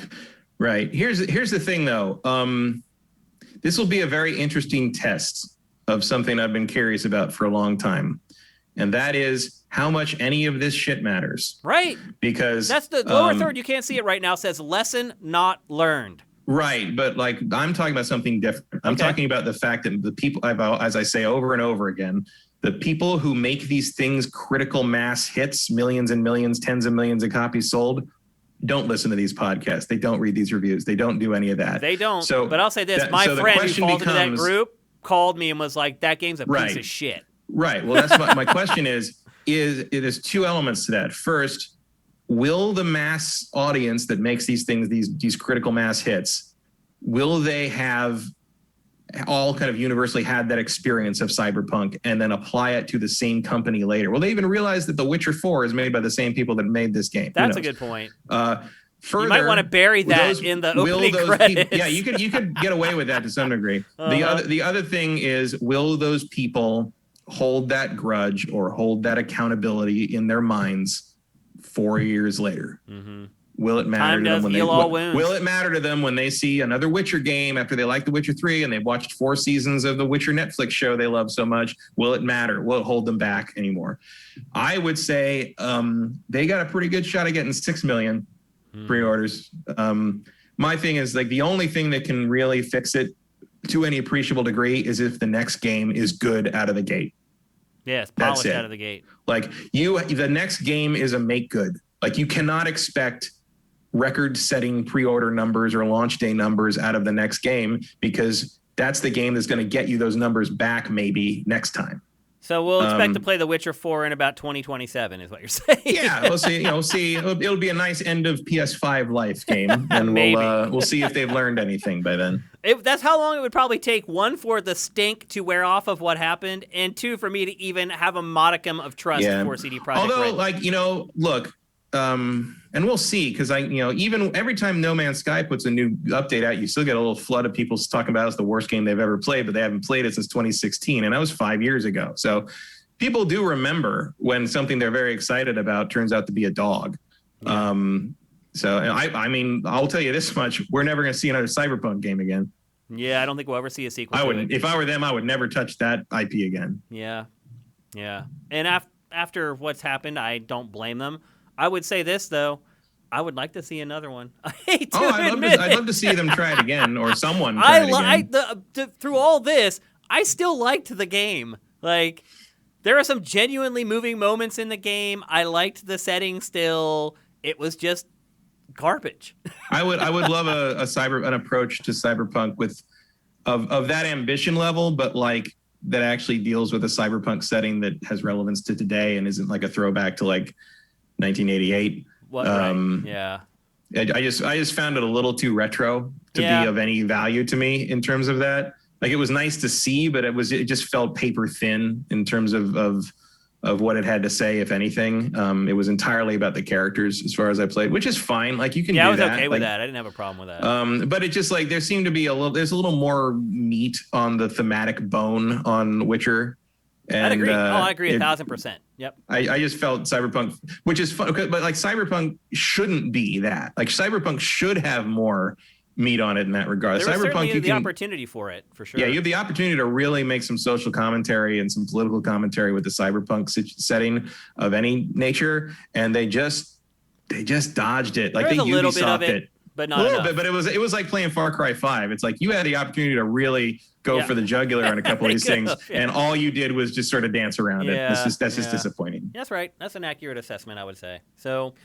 Yeah, I don't know. CD Projekt RED has a lot to repair, and I know their financials probably for next year are not going to be as rosy as they were for 2020. So no, although you would kind of think, when you release like two games a decade, you wonder what you expect your financials to look like anyway. And I guess we'll see. It's not like they didn't put anything else. They put out the Gwent game, and they put out that Thronebreaker. Not that did particularly well. Yeah, it's not going to refill the coffers. No, but I don't know. I'm interested to see where they go from there. Now in Canada, maybe they can get up their. We'll see if that helps. Maybe it won't be 2027. Maybe it'll be like 2025. I don't know. I hope so. But they need to turn this stuff around. I think I said one of the last couple conversations about this stuff is like, this is sort of the worst case scenario of a company that does big AAA stuff that they bet all their money on it. Every time you put out a release, it's make or break. Rockstar does that, but Rockstar they never hit the jackpot though. I mean, right. Their reputation may be in the toilet, but they hit the jackpot. But now you can't confidently make that big bet on the next project. Yep. Like, that's the problem. It's and not neither can consumers. And you can't retroactively get punished for something that you have to buy to know whether it's good or not. Yeah. You have to look forward. The rep has to move forward, and you have to it's also like kind of the paradox of capitalism and the paradox of investors' expectations is they just expect infinite growth. Yeah. And if you're doing, and especially in a situation like this, that's a huge spike from The Witcher 3. Right, but are they going to get that on their next project? Is what I'm saying. Yeah. Like, that's you got to look years down the line and say, like, this is not, this game's situation did not negatively impact their bottom line. It didn't threaten the company's existence. But if they don't create more growth for the next project, it might. That might, even if it's successful, even if you get 4 million, how many games would be thrilled with 4 million pre-orders? All of them. But 4 million pre-orders for The Witcher 4 is going to be a failure. It would be at this point, yeah. But you know what? Maybe the game comes out and it's actually good, and then they do more sales post-release than they are with Cyberpunk. I think that's their only hope here. Yeah. I think that's where they have to aim. That's probably the strategy that they should try to deploy. Try to keep the pre-release hype. You don't want it to be a minimum, but keep it from entering the stratosphere. You want the hype to kind of evolve naturally, and you want to have the transparency and drop the shields and stop being all about embargo nonsense and acting. Because like there was some arrogance there on their part, where it's like they knew they didn't need the press, they didn't need anyone. All they needed to do was say, "We made The Witcher 3, and we're making this now, and you're going to want it, and give us your money." They also knew they had a busted game. Yeah. So, like, that's the other thing is like plenty of arrogance even when I sit in a lot of those things like and look at the demos and stuff, and I'm skeptical about it. I'm like, I don't know if you're really showing me what you're really showing me. 99% of the time, what actually does hit store shelves and such has had those issues addressed to some degree or another. If the biggest difference is like the puddles slightly less reflective or the lighting slightly different in a forest somewhere, I can live with that. This is the first time I can recall that someone made that big bet and really did not deliver in any appreciable way. It's astounding. It is. All right, we got to move on. We're going to talk next about the only kind of big game that was really announced this week, and that is dun dun dun, a remake of House of the Dead. And we're going to discuss that very briefly, Matt. But really, what I want to discuss is the fact that light gun games have pretty much disappeared and why. But first of all, are you excited about this remake of House of the Dead? This is a Switch exclusive, by the way. It's coming before the end of 2021. I mean, I guess I like the House of the Dead games. I like light gun games. I mean, the Switch makes sense for that considering how the Joy-Cons work. So I mean, it's a perfect system for it. So I get why it's a Switch exclusive. It'll be interesting. Yeah, I mean, it's the only system for it, really. I mean, I guess you could do something with like the Sony motion controllers, I guess, but who the hell has those anymore other than like us weird VR people? I mean, they still release light gun games on systems that just have analog stick controllers. You can play them. I mean, it's like, and that's what I want to talk about when we talk about the bigger thing about light gun games is why this genre has gone away when there are first-person shooters are, in a lot of cases, are dominating the industry as far as sales are concerned, because that's really all it is. It's just a different way to display a first-person shooter. You're just not mobile or as mobile as you are in a lot of other shooters. Let's go back to House of the Dead first, though. Don't you think the camp and the awkwardness is a big part of the charm in the House of the Dead? The strange voiceover and like the bad translation and... I guess. I mean, is it just the first one they're doing here? Yeah. That's a shame. The second one's the best one. It is, for sure. Actually, the best one is Overkill, but that's sort of a different thing. The Grindhouse one was my favorite one. I mean, that's part of the bad translation. I still think is not fully intentional in the originals. No, it's not. Yeah, it's not intentional. And I think some of it is like that's part of its charm, though. In 2, everybody makes fun of what's his name, the bad guy. Oh, C or whatever his name is. It's like one letter. G is the guy, one of the main characters in the first one who dies in the beginning of the second one. We're meeting G over there. The bad guy is the business guy who has a weird name, but he does like dogs of the AMS. Time they made a move, and I honestly believe that guy's a computer voice. I don't think it's a real voice actor. Suffer like G did. That's the big meme from the game. Yeah, and I mean, it's a little much, but I like light gun games. I've always enjoyed kind of how that plays time crunch, and like they do still get made. You see them in arcades still. They just don't come home because they're sort of specific to the arcade now. What new light gun games are there in arcades?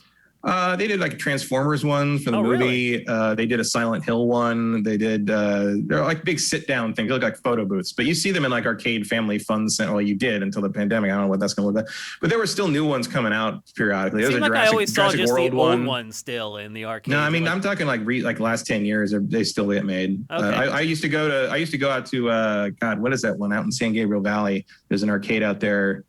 I think, is it One Up or...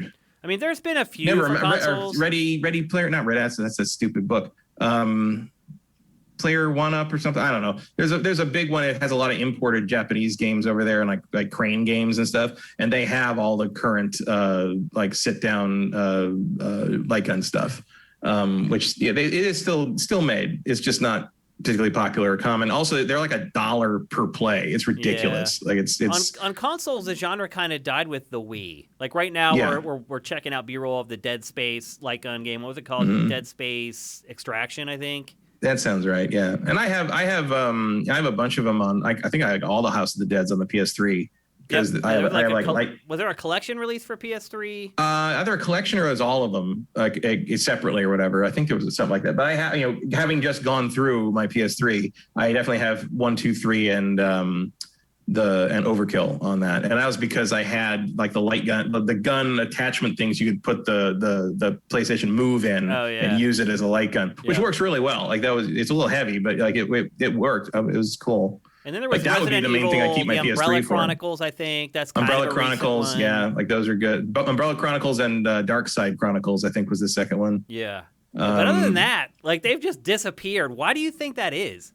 The main reason is because light guns stopped working on LCD screens. Right. Like the way old light guns worked was you basically flashed a white screen on the CRT and it detected which pixel of it was being contacted by the light beam that came out of the gun.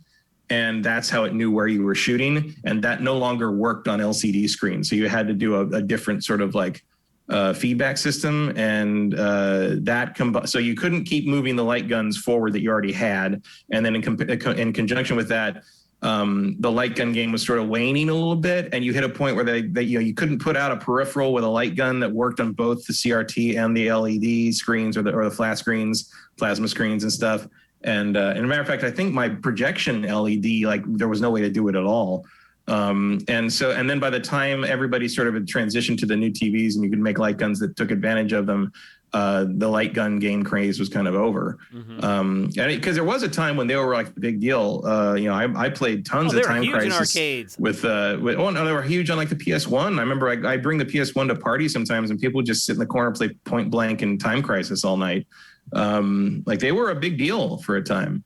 And I always liked them. I miss them. I spent hundreds of dollars on them in arcades. I'd love to see if this House of the Dead remake brings back like a light gun renaissance on Switch. I would love to see that. I would be totally into that. Do you think that'll happen though? Do you think there's a desire for light gun games? I mean, maybe. Like, look, the Switch has made weirder things blow up. It's true. Yeah, that's all I can say about that. I mean, like I don't, I would like it to happen because I like those games. But I'm not going to say how likely it is. But would I have thought Ring Fit would have blown up? No. Would I? There's an element of unpredictability to what the Switch audience will embrace, and I'm just kind of saying, fingers crossed they embrace this, because I would like to play some of those games again. And in chat, Immortal Joe brings up a good point. He has a Switch Lite, so. Yeah, so you're kind of screwed. Yeah, you can't. It does kind of limit a portion of the Switch audience, people who just bought the handheld one that you can't dock. Well, I mean, also like you're playing that console. Like there's no like. I mean, I would definitely not want to try to play it like with the Switch on a table or something. That would be trying to aim at that little dinky. I'm not that precise in my old age, so I don't think anybody is, Matt. You just have to move the Joy-Con about a millimeter, and you'd be off the screen. I just don't think that's going to work for anyone. I mean, I guess maybe you could do it as like a tap. Yeah, like you could tap your finger, but that feels like cheating. Yeah, I don't know. I struggle to see why this genre has died essentially. When I think it's just because it's a peripheral that nobody wants. And it's a specialized peripheral you can't use for anything else. That is a good point. And it's, with the Switch, the Joy-Cons just do it organically. Right. So everybody's it's the mobile gaming thing again. You already have it. Yeah. Now, would you prefer if they released like some kind of a plastic shell to snap the Joy-Con into to play this? Or are you cool? Yes, I would get that. You prefer having that sort of tactile feedback? I prefer having the gun in my hand. Yeah. Interesting. And now that is mostly because I'm trying to replicate the feel of playing the old arcade games. I'm not saying that's necessarily like a required way to play them. I'm sure like just holding the Joy-Con and doing that is going to be fine in terms of controls. When I play those games, I like to kind of have a little nostalgia trip, and that involves holding a plastic pistol to me. That was the one where was it Time Crisis where you had to point off screen and fire to reload? Oh, most of them.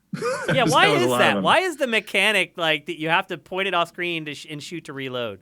Because it's a way to kind of it's a way to indicate intention. Okay. Like if you're pulling this, it knows when you pull the trigger and not pointing at the screen, it knows that's what you want to do. And it's a way of doing it without putting another button on the thing. I think that's probably the bigger thing. How expensive is it to put a button on the side of the gun? Because Time Crisis, you reloaded with the pedal. Right. Well, you also ducked with the thing. You ducked, but when you ducked back, you reloaded. Yeah, right. If I remember right. Yeah. These were like kind of the first like motion control active games too. Mm-hmm. If you think back, like you had that paddle that you would press with your foot to make the character duck. I would get like hot and sweaty playing these games in the arcade.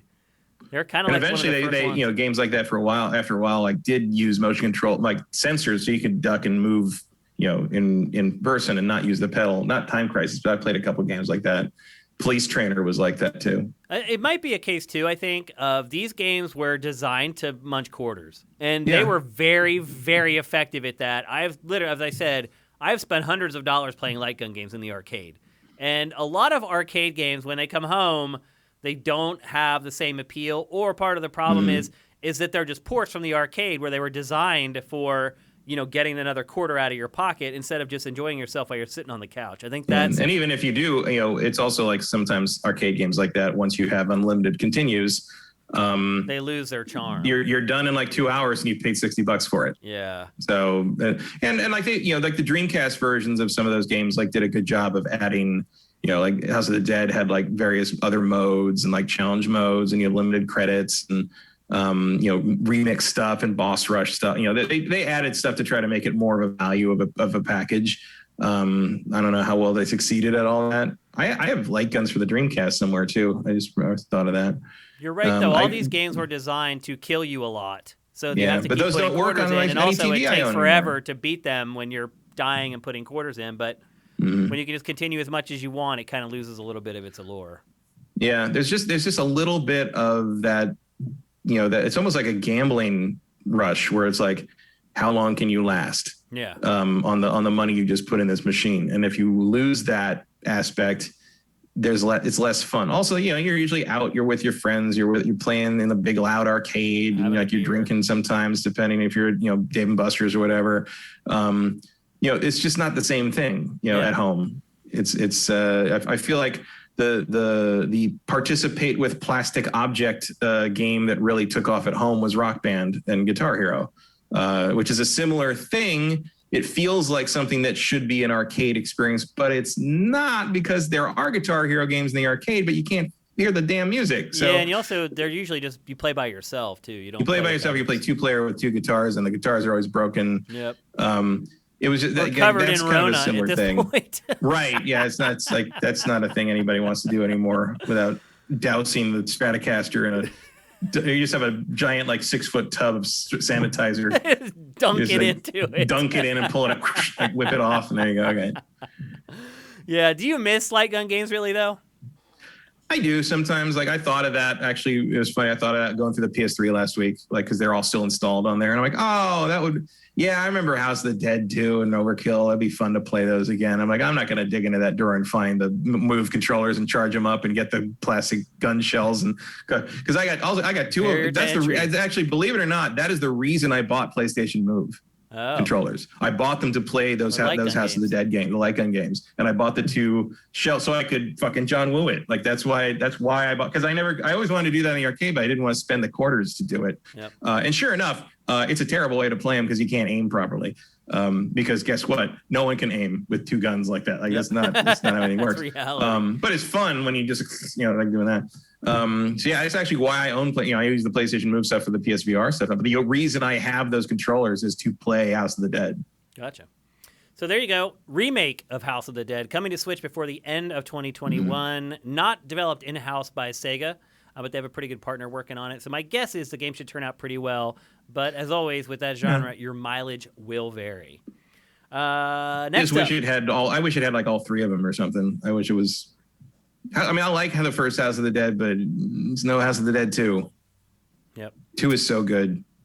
Yep. Well, maybe they can improve some stuff in the remake, so there won't be as disparity between the 2 games. Yeah. We'll see. Next up, we're going to talk briefly about something that happened with Path of Exile. Path of Exile has been going through a really, really rough patch here over the last couple of weeks. It launched a new expansion pack called Ultimatum. And when the expansion launched, it was a complete disaster. People weren't able to get into queues, and people weren't able to access content. There was a bunch of issues around it.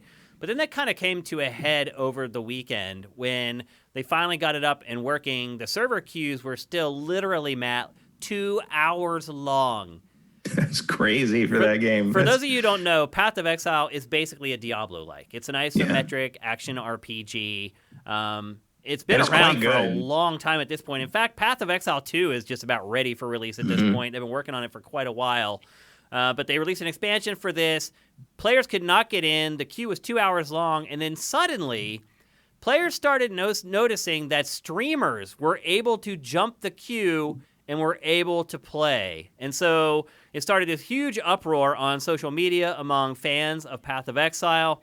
And again, in yet another decision, a boneheaded decision from a game company, where immediately the feedback became clear, and they basically changed their tact on it. The studio behind Path of Exile was like, yep, we screwed up. We made a huge mistake. We never should have let the streamers go before everybody else. And to their credit, look, if we're going to talk about this, I want to make sure that I put into the record what their response was about this, because they do explain what happened. Are these the same people that are responsible for sending Packers PS5? They might be. So here was their statement. We have recently been doing some proper paid influencer marketing, had arranged to pay for 2 hours of streaming. We ran right into a login queue that would take 2 hours to clear. This was about as close as you could get to literally setting a big pile of money on fire. So basically they had a 2-hour window that they had already paid for streamers to stream the game. If they weren't able to play, they would be out of the contract. The streamers would be, because they were there ready to play, and they would still owe the streamers the money. So we made the hasty decision to allow those streamers to bypass the queue. Most streamers did not ask for this. It's very good that they said this. Although they do say most streamers did not ask for this. So there were some that did. We also allowed some other streamers who weren't involved in the campaign to skip the queue too, so they weren't on the back foot. We tell people the Path of Exile starts are a fair playing field for everyone, and we need to actually make sure that that is a reality. We will not allow streamers to bypass the login queue in the future. We will instead make sure that the queue works much better. This post has had no intention of trying to convince you to be happy with these outcomes. We simply want to provide you with the insight about what happened, why it happened, and what we're doing about it in the future. We're very unhappy with it too. How do you feel about all that? That's a good response, considering I don't really have a problem with what they did. Like, I mean, at that point, those streamers are essentially employees, like contracted employees, and they wanted to let the people who they were paying to play the game for promotional purposes to play the game, and so they did. Like, it's the same. It's like I wouldn't be mad if they let like one of their developers jump the queue either. Like I don't really care, but how do you have a 2-hour queue for a game that's this old? Like, get your shit in order. That is a good question. Maybe they didn't expect it to be that popular either. Like, because I'll tell you, I mean, I do play Path of Exile periodically. I still play it. I backed it even, I think, on Kickstarter. And periodically, like, I play it, I'm like, yeah, there's not a line to get into that game. Like, that's what? Like, there's barely anybody on. Like, that's. When I read this story, the most amazing thing to me that anybody had to be in a queue to play Path of Exile. And I mean, it is pretty bizarre. I mean, maybe that's a testament to their game. They have a really dedicated fan base. But no matter how dedicated it is, there's no way there should be a 2-hour wait. So this was a double ball drop on the part of the studio. I mean, it does happen. I mean, last time one of the updates went up for Final Fantasy 14, I had to wait an hour to get into the damn thing. That's crazy. It's just these MMOs have such. Not that Path of Exile is a traditional MMO, but like a lot of these online games sort of settle into like the amount of audience they have on a regular daily basis, and like they're not ready for the idea that someone might care like if they do new stuff. It's a weird situation. When I first read about this, I had to double check that they were actually talking about Path of Exile. I'm like, this is about Path of Exile. Did I get the wrong article? Like, it's just it's so mind-boggling to me that Path of Exile had a rush like that. It's crazy. How do you feel about them letting the streamers jump the queue? Was the amount of money they had invested in it a worthy excuse? Yeah, I mean, how many streamers are we talking about here? Like, I'm guessing they didn't say actually. But I'm guessing. Like, if you're talking about like 20, 30, 40 people, it gives a shit. Yeah. I mean, that's just a sunk cost at that point. Yeah. If you're talking 1,000 people that you paid. Yeah, if you're thousands of streamers, I feel like you probably didn't pay thousands of streamers to do that. Yeah. But it sounds My like guess is max 100 of them. Yeah, I just sound like a handful of people, and like they let them in because they had a paid deal in place. That doesn't seem all that unreasonable to me. I recognize that I am not a person screaming on the internet about it who's waiting to get to play Path of Exile. But I'm sorry. I don't mean to belittle it, but it's just like the idea of being that upset that I can't play Path of Exile is funny to me. I mean, my guess is they had 5 to 10 streamers. And, yeah, that's what I figured. And I would argue that if that is the case, that they should have just eaten the money and not let the streamers jump in queue. Mm-hmm. I mean, it can't be that big of a loss of money. If the loss, here, I'll put it this way. How about this? If you've already got people waiting 2 hours to get in your game, you probably don't need the streamers to promote it. Yeah, you really don't need them anyway. Exactly. That's exactly what I was going to say. And I would also argue that if it was $100,000 or less, eat it. Like, don't like piss off your entire community because you have a deal for $100,000. You don't want all your customers to go away, and then you have no one there for Path of Exile too. I mean, part of this just seemed like people getting mad about streamers. Yeah, like just like people hate streamers, and so it's just like people hate influencers. Yeah, it's just like, okay, like why sure, are they in like, preferential treatment just because they have a big because they got money spent. They're basically contracted employees, and they need to get in there and do their job, basically. And you Speaking may of think that people job is stupid, but it's still what happens. It's money changing hands. Like if I'm going to a game event where everybody's waiting 3 hours in line to get in, but I need to get in and shoot something with a camera crew, like I'm not going to wait in that line, and you're going to have to deal with it. Like, yep. Like, as someone who skipped a lot of lines because of what my profession is, like, that's just how it goes. Okay, so speaking of people who are not happy with influencers right now, I just got a text from Michael Pachter. Apparently, he's been watching GameFace today. What's up, Pac? Because he texted me, now you have to start playing Empires and Puzzles. You have to do it to talk about it. Sending an invite now, and there it is, the invite for Empires and Puzzles on my phone. There you go. What's up, Pac? Much love, man. So that's funny. But anyway, that's pretty good, Pac. And that's how Shane got addicted to Empire and Puzzles. I think I may actually play it now. You gotta love Pac. You should hold out for that $200 again. Why are you guys all firing off the Pac emoji in the chat forum right now? There's a Pacter head emoji in our chat that you guys have earned from all the crazy bits that everyone has given out in the hype trains. That you guys should all have it. But anyway, what's up, Pacter? Hope you're having a good afternoon, man. Yeah, I agree with you, Matt. Like, that's funny. I agree with you. Like if it's $100,000 or less, just eat it and let everybody in. Like, to your point, if you have that many people in a queue, then there's people just want to play it already. Like, you're gonna make your money off of it anyway. So it was a bad move. I think they cleaned it up pretty well, though. They did about. Yeah, that's a good statement. I mean, as apologies for things go, like I thought that was pretty well written. Yeah, I'd agree with that. So there you go. Like I said, we're going to talk briefly about it, but that's the latest on that game. And also, don't forget that the sequel's coming up. And if you want to see coverage on that, there's a game page on Sifted with tons of coverage of it already. And I wouldn't wait 2 hours for it, but Path of Exile is really good and it's free to play. So if you haven't played it, give it a try. It's actually, if you like the old Diablo stuff, I think it scratches the itch pretty well. And it's not like there's anything else to play right now, so why not? All right, next up, we're going to follow up on something we talked about for a long time last week. In fact, we talked about it for like an hour, and that is the whole Sony. There we go. There's all the Pac emojis. Nice job, guys. I hope Pac's still on so he can see it. Some people posted like 20. Awesome. Anyway, so follow up on the Sony Bend story. So as we talked about last week, David Jaffe talked to one of the guys who had left Sony Bend amidst all the upheaval.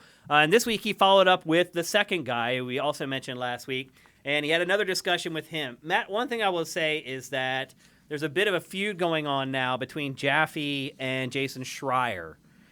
Because after Jaffe's interview with, what was his name, Jeff Ross, the first guy he talked to last week, Schreier went after him a little bit in another podcast and said, you shouldn't be listening to Jaffe, and yeah, he dug into Jaffe a little bit, and Jaffe's not the type to take that sitting down. So the next show that Jaffe did, the thumbnail was like this horribly distorted photo of like Jason Schreier's face, and like it got a little dirty. So anyway, in the midst of all that, he had another follow-up interview with somebody else who had left Sony Bend, and this one was a little more tame. Not much news came out of this, to be perfectly honest with you.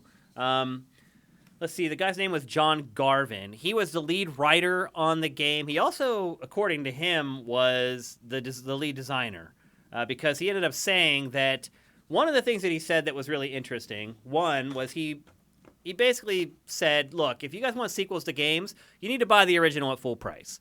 That seemed to be a little controversial to some people, and Jaffe's reply to that was, well, how do we know if we should buy the game at full price if we haven't played it, or some crap like that.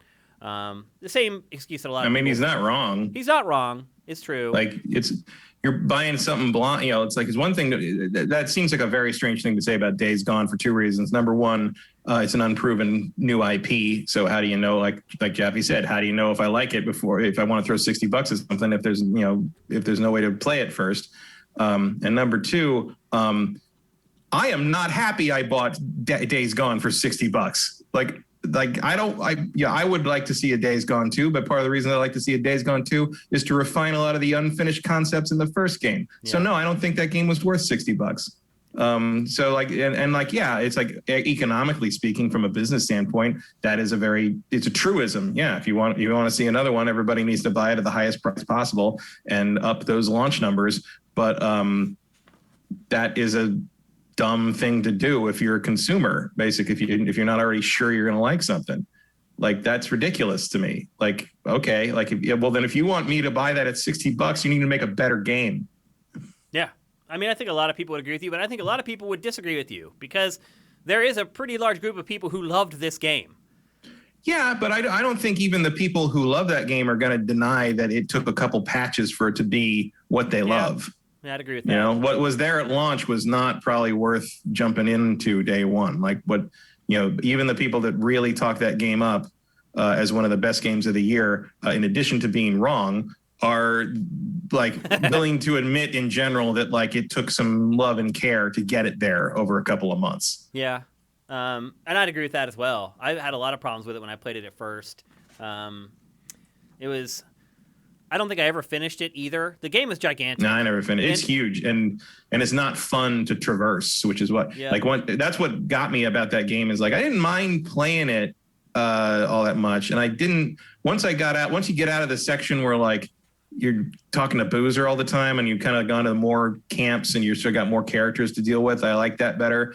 But I would hit points where I'd come back from a mission and like the thought of having to go out there and like micromanage the bike's fuel again through the whole thing just was like, it would just make me turn the game off. I just didn't want to do it anymore. Same exact for me. And look, John Garvin did address a lot of this stuff. He also said the game was originally supposed to be 80 hours long. Good Lord. No one needs that. He said Scott Rhodey showed up and just started chopping. And he said as the person who wrote the game, it was very difficult because everything's tied together. He's like, you know, if you cut out this conversation, then this thing that happens later doesn't make sense. And Scott would be like, then cut that too, bro. Cut that too. Yeah. Also, the narrative, the narrative that comes in the first like 20 hours of the game could have taken one. Yeah, that was another argument. He said that whole section of Boozer being injured and stuck and doing that could all have been done in an hour and a half. Like, he said it took me in focus 15. testing, and you want to know why they didn't remove that? He said in focus testing, everyone complained about it, that it took way too long to get to the first camp. And he basically and even said, longer to get to the first horde. He said the horde killing takes forever. He said he couldn't cut it because it was the most polished part of the game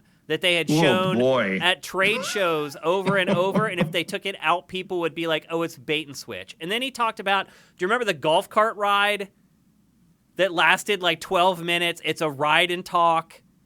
Oh, yeah, where you get the tour of the thing. Yeah, that was originally 15 minutes long. Good God. And they cut it down to 8. And then that's what he said. He's like, we had like walk and talk, ride and talks that were like that all the way through the game. We ended up chopping them all out. And he said that stuff happens in development. Like sometimes like these developers have these ideas that you're going to be willing to sit. You know, in the first Assassin's Creed where you had to sit and eavesdrop on people? Yeah. And where you get to listen like a little quick conversation. Those eavesdropping sections were originally 15 minutes of conversation you had to listen to. And it's just like, who in the... Well, you got to realize this is a problem with the game director being the same person as the lead writer. Right. That's the problem. Like, you have a guy who's supposed to check himself, who's not going to check himself. So that was one of the other interesting things that he brought up. But then, because as a writer for any kind of project like this, film or TV or game, you have to be ready to cut your favorite part out to make it all fit as a larger whole. And that clearly didn't happen. Yeah, I mean, it still ended up being a bloated game. Let's be honest. It was bloated. And he spent a lot of time talking to Jaffe defending that. But probably the most interesting thing that he said in the whole conversation, other than people need to buy games at full price if they want to see a sequel, is that any game at PlayStation, any first-party PlayStation game that gets a 70, you can pretty much guarantee that the director is going to be fired. That any Metacritic score of 70 or lower, that game's never getting a sequel at PlayStation, period. Mm-hmm. And here's the crazy thing. This news does not surprise me. Me either. He had actually left Sony Bend like right after the game launched because he knew he was going to be fired, basically. He didn't say that outright, but between all his statements put together, you can gather that he's like, I was going to be fired anyway. I might as well go out on my own accord. So he's actually been gone from the studio since like mid-2019 at this point. Now, Joe, the other guy we talked about last week, He stuck around until the end of last year, so he was there. Yeah, for he just left in December, right? And he's the one, right? And he's the one who ended up dealing with like the new workforce and was having issues dealing with the younger employees and blah blah blah. But yeah, he said that if any get like he said even Gravity Rush 2, which got I think it ended with like an 80 Metacritic. Yeah, it did okay. That team was still dissolved. Yeah, because it didn't sell. Right. Yeah. So he basically said, developing games for Sony first party is high stakes. And if you don't deliver, you're going to have to find a new job. And that's one of the reasons he got out of the ecosystem. That's everything? Yeah. That's everyone? Yeah. Sure, if you're not working for Sony, you're doing your own thing. If your game doesn't sell, your company dissolves because you don't have money to keep it up. That's business. Business. What do you think's going to happen? That's very weird. That was something that to treat that as some kind of insight is strange to me. Yeah. That was something that John Garvin was using to explain what happened at Bend.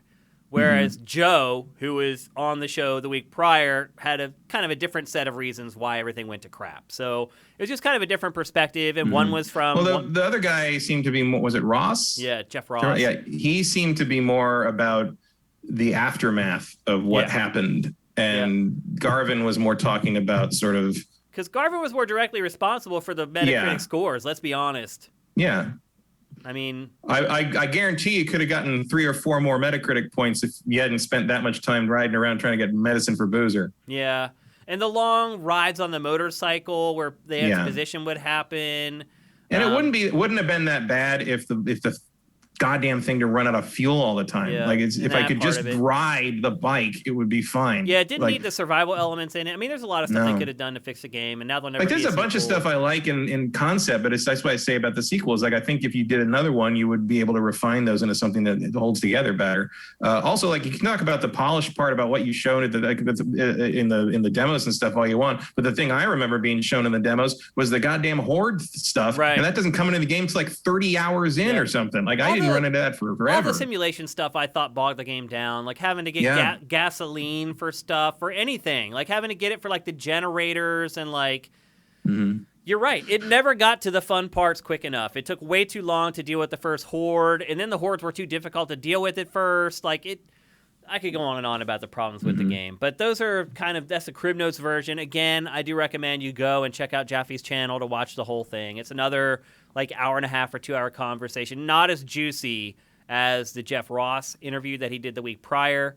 But I will say this, you do, and I do like this about Jaffe's show and his content in general, is you do get a better idea of what really happens at development studios. This one was more interesting in terms of what it's like to make a game like that. Because he talks a lot about, you guys don't even know who Scott Rohde is. Scott Rohde is basically the cop inside Sony First Party Studios. He works on every Sony First Party game. He goes around to the studios, he travels, he goes and checks out the latest builds, he gives them feedback on what they need to fix with the games. He's awesome, by the way. He is one of the best people that I've ever worked with in the industry. And when I say work with, I mean interviewed and then may have had a beer or two with later at the bar. He just also seems given his track record, they might have wanted to listen to him a little closer. Right. And he said, he's everybody respects Scott Rohde. And when he shows up, you do listen and you do what he tells you to, because the proof is in the pudding. The games that he goes and works on, they become successful games. So it wasn't that he was rebelling against Scott Rohde or rejecting what he told him. He just seemed to come up with a million ideas in his head why the game needed to be exactly the way he thought the game needed to be. And it did not work out, and now he's working somewhere else. So I think that's the end of the road on this Sony Bend Days Gone story. Jaffe's now had the 2 guys in there. And again, I do suggest you go and check it out. In fact, this interview is on Sifted. You can go to the Days Gone page on Sifted, and it's there. Also, just on the subject of Sony, if you put up a cheat that triples the amount of gas in the bike, I will pay you $1.99 for that. Just so I can finish that game. That's DLC worth paying for, right? Yeah, I will buy that cheat code from you. Okay, we're going to move on to our final topic of episode 252, and as you guys probably guessed from the beginning of the show what it would be, you were right. It is Resident Evil Village. This week, really the game was laid bare in a number of ways. So Game Informer started doing its coverage of Resident Evil Village. Capcom had its own RE showcase, the second one, for Resident Evil Village. And then yesterday, IGN published a video preview of Resident Evil Village based upon the first 5 hours of the game. Matt, how angry do you think Game Informer was when Capcom informed them that IGN was going to do a video preview based on the first 5 hours of the game? I probably weren't too thrilled. I realized that they still couldn't turn down the cover access for the game, but I think it kind of shows you where magazines are right now. Typically, you lock down an exclusive, give a game a cover like that, IGN is not publishing a video preview like 2 days later. That's just not the way it used to happen. But magazines are in dire straits, and they got to take what they can get at this point. And Game Informer doesn't really have the clout it used to. It's true. And truth be told, of everything, the RE showcase really gave up the most information anyway. Where do we even start with this? Maybe we'll start with something people don't expect, and that is the fact that Mercenaries is coming back. Matt, were you surprised by this at all, or did you think that that was just going to be the case because people have been requesting it for so long? I mean, I guess probably the latter, for as much as I care about it. Do you not like it? Did you not play Mercenaries? Like on Resident Evil 4, yeah. I mean, they did it up until 6, I think. Sure. I think 4, 5, and 6 all had Mercenaries. I'm not a multiplayer person really, and I don't find Resident Evil's gameplay to be fun enough on its own to want to do multiplayer with it. So I don't really care about Mercenaries now. Interesting. Well, here's all the details on it, and Matt, you can just tune out for a minute here. If you guys forgot what Mercenaries is, it's kind of like, it's a little bit like Left 4 Dead. You have to fight through a gauntlet of enemies and reach the end of the stage, but you have a timer that ticks down. So that adds the tension. It really ratchets up the tension of trying to complete each round. And then the new additions for Resident Evil Village, there's an in-game shop between each stage where you can buy items and upgrades from Duke. And Duke is that portly fellow that you've been seeing in the recent trailers. He also is in the single-player campaign as a merchant. We'll get to that in a little bit. But you visit him in between each stage, and you can buy consumable items, you can buy upgrades, you can customize your weapons, and you can buy special abilities, which are like buffs. Some of the stuff that they showed and mentioned was increased weapon damage, faster movement speed, hit point recovery, like defensive buffs, and if you watch some of this footage very closely, you can see exploding enemies as well. I don't know if that's a buff or if they're just in the game or if it's like an ability that you can pay for or whatever. But obviously, if you do have that ability and you pick the right enemy to explode, it could take out some other enemies along with them, which could add a nice layer of strategy to it. Matt, why have you... It's not really like a multiplayer thing. Did you not play Mercenaries in RE4 at all? Yeah. I mean, more of a co-op thing, as I recall. Yeah, it was. But... you can also play it by yourself if you want to. You don't. Yeah, I mean, I did. It just, without someone else, it kind of felt just like, okay, just an inevitable death coming as the waves wash over you. I don't know. It just does. I don't find the gameplay that enchanting. I'm more for the overall sort of campaign experience. I mean, it is a little better now with RE7 in Village. Now that like the first person like the gameplay might lend itself better to that. No, I don't know. It's not a selling point to me. I think it's a good chance. I liked it. I didn't love it. Some people loved it. Like I know some people that got more into that. I have some friends who played it obsessively. So I think it's smart for them to bring it back, and I think the changes that they've made to it have made it deeper, something that you can play for a lot longer. What I really definitely adds value to the package. I mean, not to me, but in general, it does. What I liked about it is that it gave you a chance to take on all the enemies from the campaign in very short bursts. Whereas, the way the campaigns go in Resident Evil, you almost see enemies in depending on where you are. Like there's this one area where there's flying enemies, and then you're in the mansion, and there's another type of enemy that you're fighting all the time. And as you make progress, you see these different enemies depending on the location that you're at. What I liked about Mercenaries was it just threw them all into the wash. But then you also remember how you had tackled those enemies in the campaign, and that helped you play Mercenaries. The other thing I'm wondering, too, is if this Mercenaries will only unlock after you finish the campaign. Because if I remember correctly, that's the way RE4 was, right? That sounds right. Or at the very least, so much stuff was unlocked by playing the campaign that it wasn't really worth playing Mercenaries until you finish the campaign. Yeah, I'm not 100% sure on that. I think that was the case, though. At least the original GameCube version. I think you had to finish I definitely remember waiting for other people to finish the game before we started playing Mercenaries mode. in one of them. Maybe it wasn't RE4, but it was something.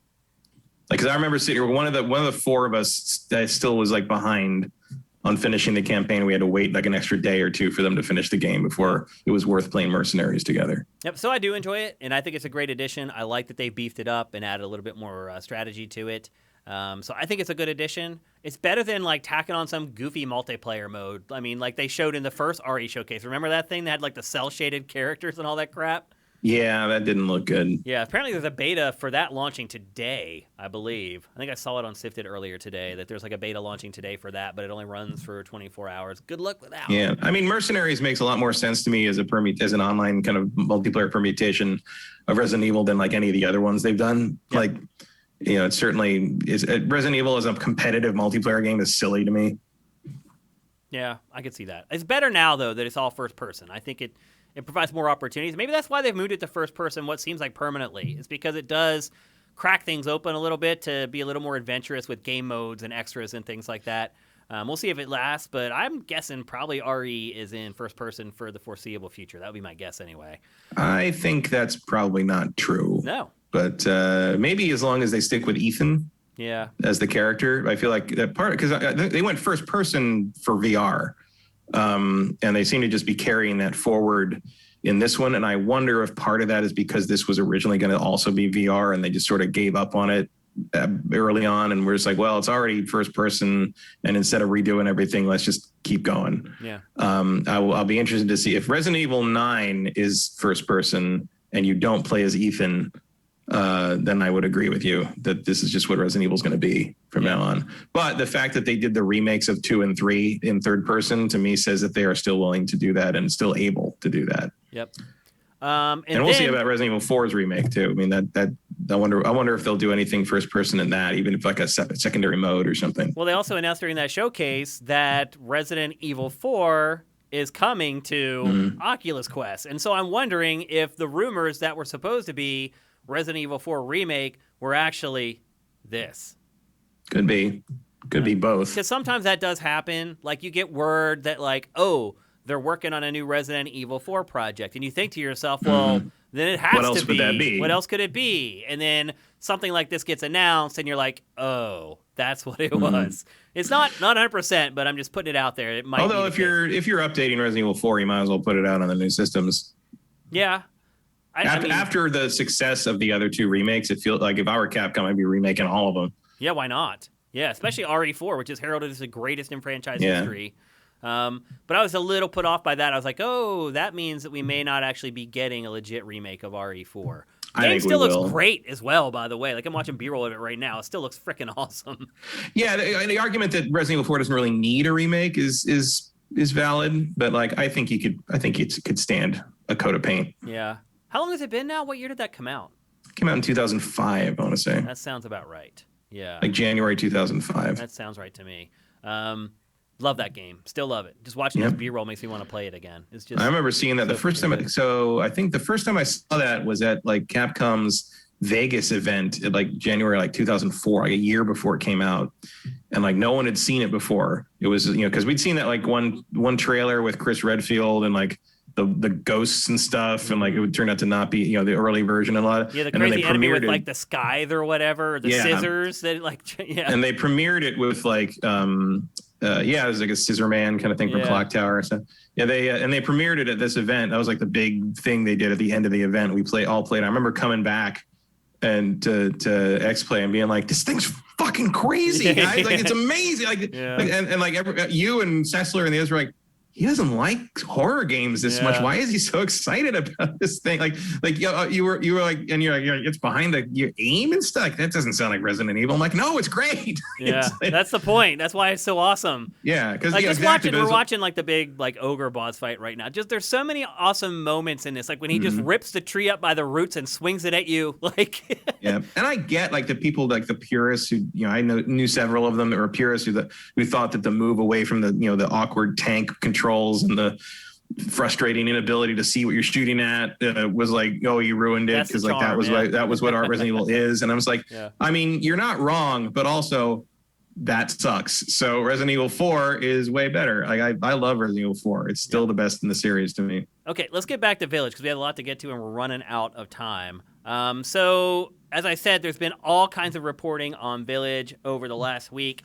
You could go on Sifted and you could read all the stories or watch all the video previews, or you could listen to me for like the next 5 minutes. It is a direct sequel to RE7.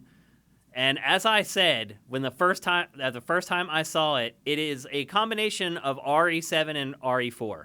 The gameplay in the game feels a lot like Resident Evil 4. I think that'll make a lot of people happy. Little stuff like being able to shoot the enemies in the leg and it hobbles them. Being able to like melee attack enemies after you execute a block. All those little cool gameplay tweaks that were in RE4 have made it into, and we're just going to call it RE8 instead of saying Village every single time. As far as everyone can tell, there are no zombies in the game so far. All the enemies are just werewolf farmers. Are lycans. Yeah, the people have been changed into werewolves instead of zombies. Now, obviously, what's her name again? I always keep forgetting her name. The giant vampire lady or whatever. Her and her daughters, they appear to be vampires. At least that's what it seems to be. And then the rest are lycans. Let's see. The enemies are lycanthropes, not moss. Yeah, the enemies are smart. Although so Resident Evil could have moss monsters too. Like they could do that. The enemies are smart, just like RE4 as well. You can barricade doors in this, and even in the demo that was released that Matt and I are going to talk about, you could barricade the doors in that. However, they'll move the barricades. So just because you barricade something, that doesn't mean you're safe. It just buys you a little bit of time. So the first demo that came out, it's actually out of chronological order from the way the game actually plays. The second demo that just came out yesterday or the day before after the presentation, it actually for 8 hours. Takes place before the demo that we played first. And you arrive in the village. There's a little bit of stuff that happens before you get to the village, but you arrive at the village. There's a creaky old woman there. She warns you about Lady Demiscu. I don't know if I'm saying her name wrong. Demistricu, I think maybe is how you say it. The whole village basically worships her, and she's up in the castle. They're down in the village, and apparently she has protected them for many years. And my guess is she has protected them from the lycanthrope, the werewolves, who have suddenly gone crazy, and they're now starting to prey on the village. And that's where this new second demo picks up. And we'll get into that in a lot of detail in a minute. But really the thing that kind of piqued my interest about all the coverage of this is that what we're seeing now is a very small part of the game. So it almost sounds like you leave like Lady Demiscu in the dust. Like your confrontation with her ends, and she's just like kind of the part of the game because one piece of coverage shows a map, and her area is just like a dot on the map. And then there's just these like 10 or 12 other locations scattered around the map. So this isn't a Resident Evil game where the whole game takes place inside the mansion, or takes place, in her case, in this castle. You go to a bunch of different locations. It takes place in a village, clearly. In a village. But there's a lot more locations. Like RE7, for the most part, took place in just like one general location. Yeah. You weren't adventuring. Well, I think there was definitely that one clip from a few weeks ago where Lady Demistricu, is that her name? I don't know, dude. That's as best as I can pronounce it. She definitely answers to somebody else. Yeah, people are calling her or whatever. Yeah, Dimitrescu. Yeah, let's go with that, I guess. Yeah. That's phonetically what I don't think they said it in the demo. He called her Mother Miranda or something. Yeah. Unless it's somebody else. And she was clearly answering to someone. Then she hung up and flips the desk, throws the desk across the room because she's mad. So she's clearly an underling of some kind. I don't think we've seen the big bad. Right. But look at all the hype she's generating. And she's just like the first they knew boss. To push on this one. She's going to be a cosplay staple. Yeah. I mean, that makes me excited, though, to think that she's just kind of the first boss that you really have to take down. And there could be other bosses just as awesome and intimidating as she is. What else? Let's see. So you get to the castle eventually once you fight through the village, and we're starting to see footage now of the village demo that was up this weekend for just 8 hours, as Matt mentioned. We're going to talk about that in a second. And you fight through the village, and then you get to her castle, and then the objective is you have to take out her 3 daughters, and then you take her out. Ethan is captured by them. He's tortured, and sent to the basement, and that's where the first demo picks up. So the first demo was you waking up in a cell in the basement and then getting out of the basement and going back up into the castle where you end up meeting up with the daughters and Lady Miranda, it's easier to say, I guess, again. Hey, I don't know if that's actually her. Mother Miranda's the same person as Lady Dimitrescu, but you don't think so? I'm not sure. Like, I couldn't tell because they pray to her at one point, and they seem to she's keeping it safe. So I think maybe they mean her. I don't know. I wasn't sure. I'm not clear. And Lady Dimitrescu is like Nemesis. She follows you all over the castle. Now she's slower than Nemesis, and people have said that it's not quite as intense from a combat perspective. However, they said there's a lot more puzzles in Village, and you have to solve puzzles while she's bearing down on you. So think about that.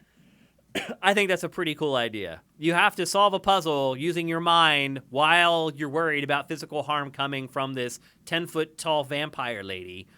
So they said that the puzzles aren't crazy intense. If you could just sit there and do them at your leisure, they wouldn't be that hard to solve. The problem is solving them while she's breathing down your neck. Again, I think that's a really cool idea and a little bit of a twist from what we're used to with the franchise. And they said also that those puzzles are kind of like benchmarks in the game, and that when you solve one, they're a big moment that generally unlocks a huge new section of the environment or the castle for you to explore. They also said, like Resident Evil 4, that oftentimes you fight against large numbers of enemies. The demo that you're seeing right now, I think the most I fought against was like 2 or 3 at a time, something like that. And they weren't too hard to handle. They did take a lot of shots, though, before they went down, it seemed like to me. You only get, like, in the first fight, you only have 1 shotgun shell and then, like, 10 handgun shells. And I think I ended up using all my ammo to drop the 2 werewolves. But, yeah, you fight against large groups of enemies, just like RE4. And as I said earlier, the enemies do change based on your location. Eventually, you end up fighting, like, flying enemies, which isn't something you get a lot of in Resident Evil. We talked about the weapon merchant earlier. His name is Duke. He's the portly fellow. He ends up appearing in the village eventually, and everyone who has played the game so far has said that he is like the angel, that after you've been through like these intense moments inside the game, he's the moment of respite where you can kind of go and reset, restock, improve your weapons. There's also crafting in the game, Matt. I don't know how you feel about that. But I mean, it's not super different from combining herbs, I guess. Yeah, I mean, it gets pretty intense in this. Like, you're picking up scrap and stuff like that. And I mean, I don't mind the idea of being able to make my own bullets, like just to kind of offset the scarcity of ammo. I mean, that's what I'll be spending all my scrap on.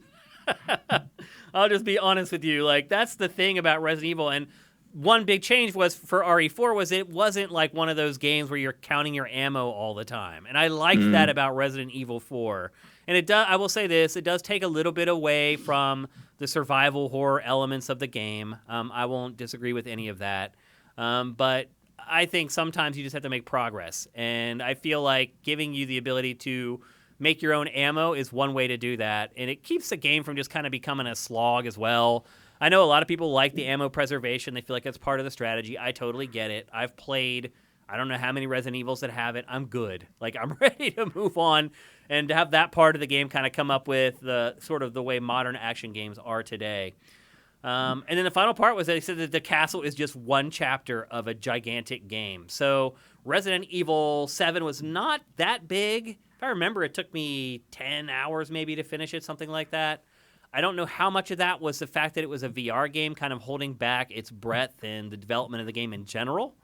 But it appears that Village is going to be a much bigger game than what we experienced with Resident Evil 7. Just some final tech stuff on it.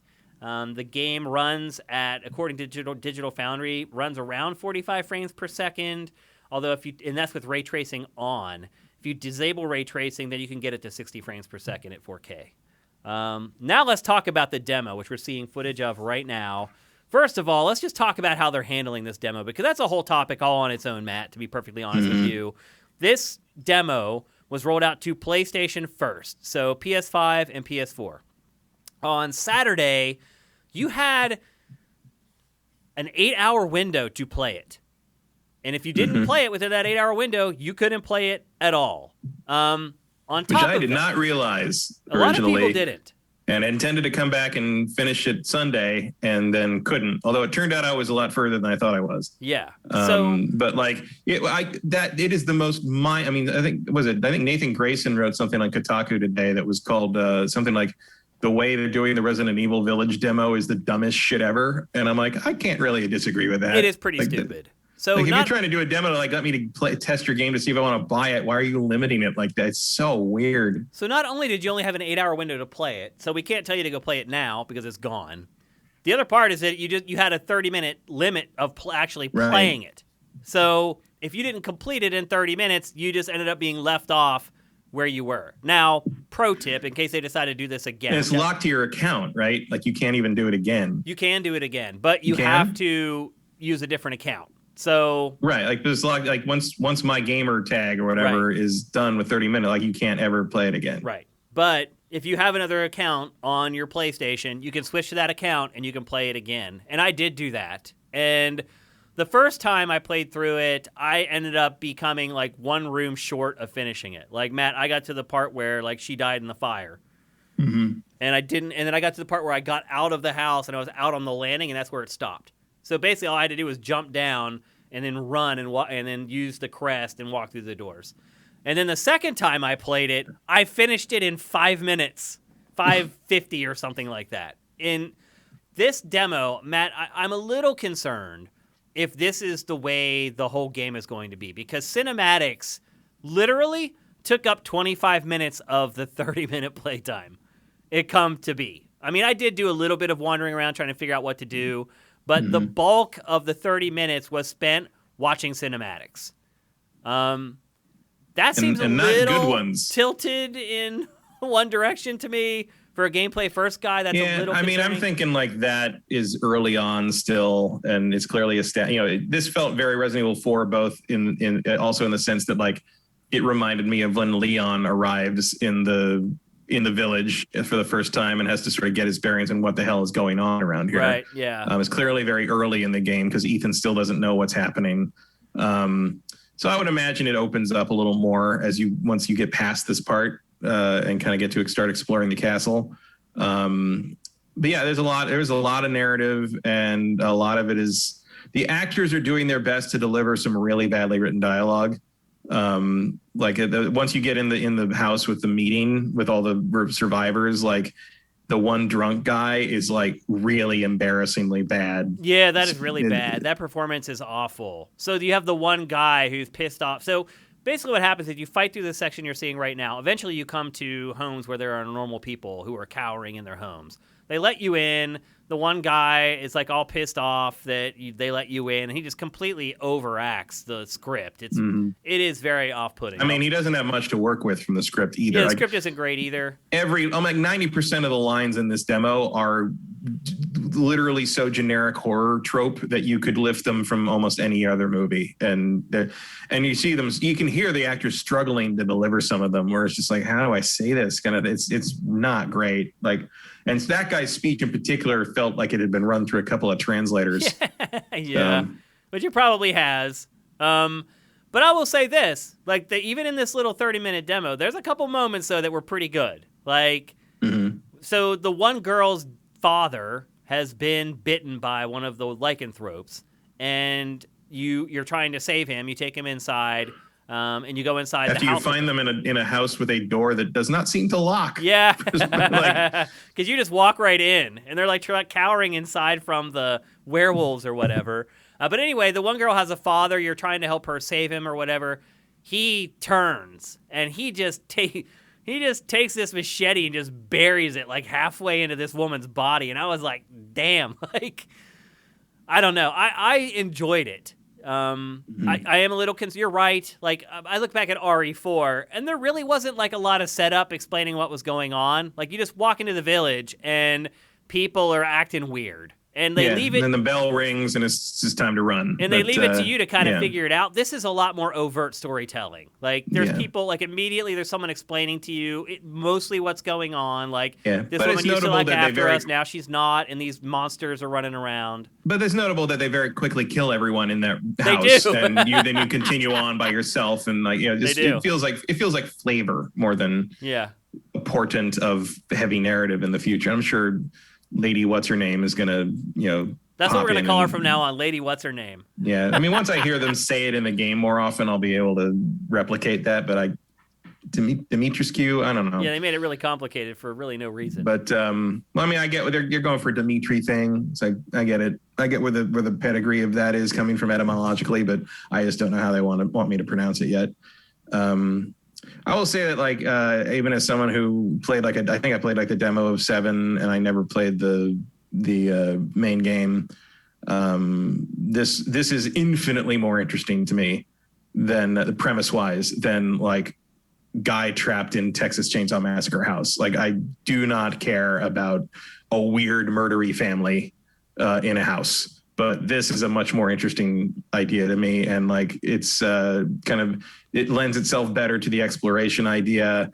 I do like that there's like things like the wells and stuff you see around. Like, there's things like, oh, this needs another object. I'm like, okay, so I'll be coming back here with other stuff to open more things and do that kind of. Like, I like what I'm seeing so far, for sure, which I haven't said about a Resident Evil game in a very long time. Yeah. The Resident Evil 4 influence is tangible, and that is a good thing. Yeah, and it's a really good thing. It has me very excited. I'm very excited for this game. I really enjoyed this demo. I think what Capcom is doing with it is absolutely idiotic. Like, not only the 8-hour window to play it, not just the 30-minute window, but like the exclusivity on PlayStation and the schedule for it is so freaking confusing. Like, it is just a bizarre thing. It's a commercial. Why are you making it hard to be advertised to? I don't get it at all. It's really dumb. It is eventually coming to Xbox. It is eventually coming to PC.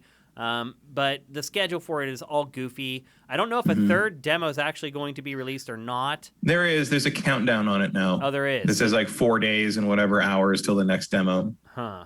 So it is pretty cool that we'll have gotten 3 demos of this game before it comes out. Like, I like that part of it. It's just that the way the distribution is working, it doesn't make a whole lot of sense. No, it's like, why can't you just let people play that one until the next one? If you want to lock each demo out as the next one comes out, I guess okay. But like, why not give people a week to play this one until the next one comes out? Yeah, I just don't get it. I don't get it either. But I will say this: if the objective of a demo is to make you more excited to play the game, this absolutely did it. And I would say... Yeah, that a mission accomplished in that regard. But I would say the first demo really didn't. The first demo was like this boring, like, find this item down in this creepy dungeon and then go upstairs, and then there's a little piece of action, and then it ends. Yeah, I didn't play the first one. You didn't miss anything. But this one, like, I mean, I was already gonna play this one. Play this game. There's nothing else coming out anyway. Yeah. But like, no, it was a positive experience. Like, it didn't. I was ready for this to kind of make me go, oh no, I'm not going to like this. Maybe I'll just back off entirely, just like I did with 7. But no, I am more interested now after this demo. Yeah, I'm really hyped for it. Like, really, really excited for it. And it's coming pretty soon. That's the good news. Like, we don't have to wait much longer for this game to come. My God, have we waited a long time for a couple of weeks. Game. Yeah, I'm pretty excited about what comes out Friday. But what's Friday? The Nier remake. Oh, that's right. Nier Replicant? Replicant. Yeah. Nier Replicant, bunch of numbers. Yeah. Which, again, why? I don't know. But I love the original Nier. I do actually prefer old dad Nier hero versus young hot brother Nero hero. I don't know, but I really like Nier, and I'm looking forward to playing it again, maybe in a refined state, because much as I love that game, it did not age well. Yeah, I mean, it needed reworked for sure. Definitely. But anyway, that's pretty much it for what we know right now of Resident Evil Village. A great week for the game. I think a lot of people, when they get their hands on that demo, are going to feel like Matt and I did, and really, really excited to play the final game. I am feeling like I felt RE4 vibes from that game from the first time I saw it. First trailer. I think the first thing I said was, RE4. I think I've been saying it all along on GameFace, and now having played it, seeing the reports from people who have played more of it than I have, very, very encouraging. I hope you all would agree with me that RE4 is the best Resident Evil ever. I don't know. I think most people agree with that, but some people don't. I don't think that's a super controversial statement, no. Yeah, some people are purists and want the weird tank controls. I think it's either 4 or 2. I'd agree with that, too. Yeah. And that remake for 2 was great. Like, don't get me wrong. Like, it was awesome. But still, RE4 to me, I could just go on and on about everything about it. I remember all the characters, all the bosses, all the creatures, all the sub-bosses. A lot of those other RE games, like, I just remember patches of them. And it's not like I played RE4, like, 50 times. Like, I played it once, and then half of it again the second time. So... yeah, it's not like this thing that I've obsessively played or anything. Like, I played it once every time it came out on a new system, basically, a new generation, basically. So I played it on GameCube, I played it on Wii, and I played it when it came to Xbox One, I think. I played it on GameCube, and then I played it halfway through on Wii, and that's where I stopped. I just love it. I love everything about it. And seeing that this game is a lot like it. I also like that it's werewolves, and they're faster, and they're deadlier. Yeah, I'm glad for a break from zombies. Yeah, it's vampires. Why not?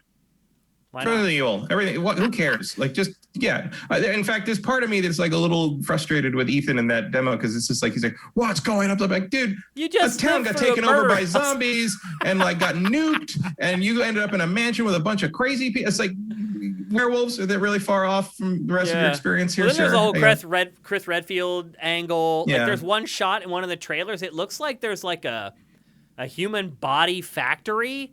Like they show a bunch of human bodies on like meat hooks, like going up this conveyor.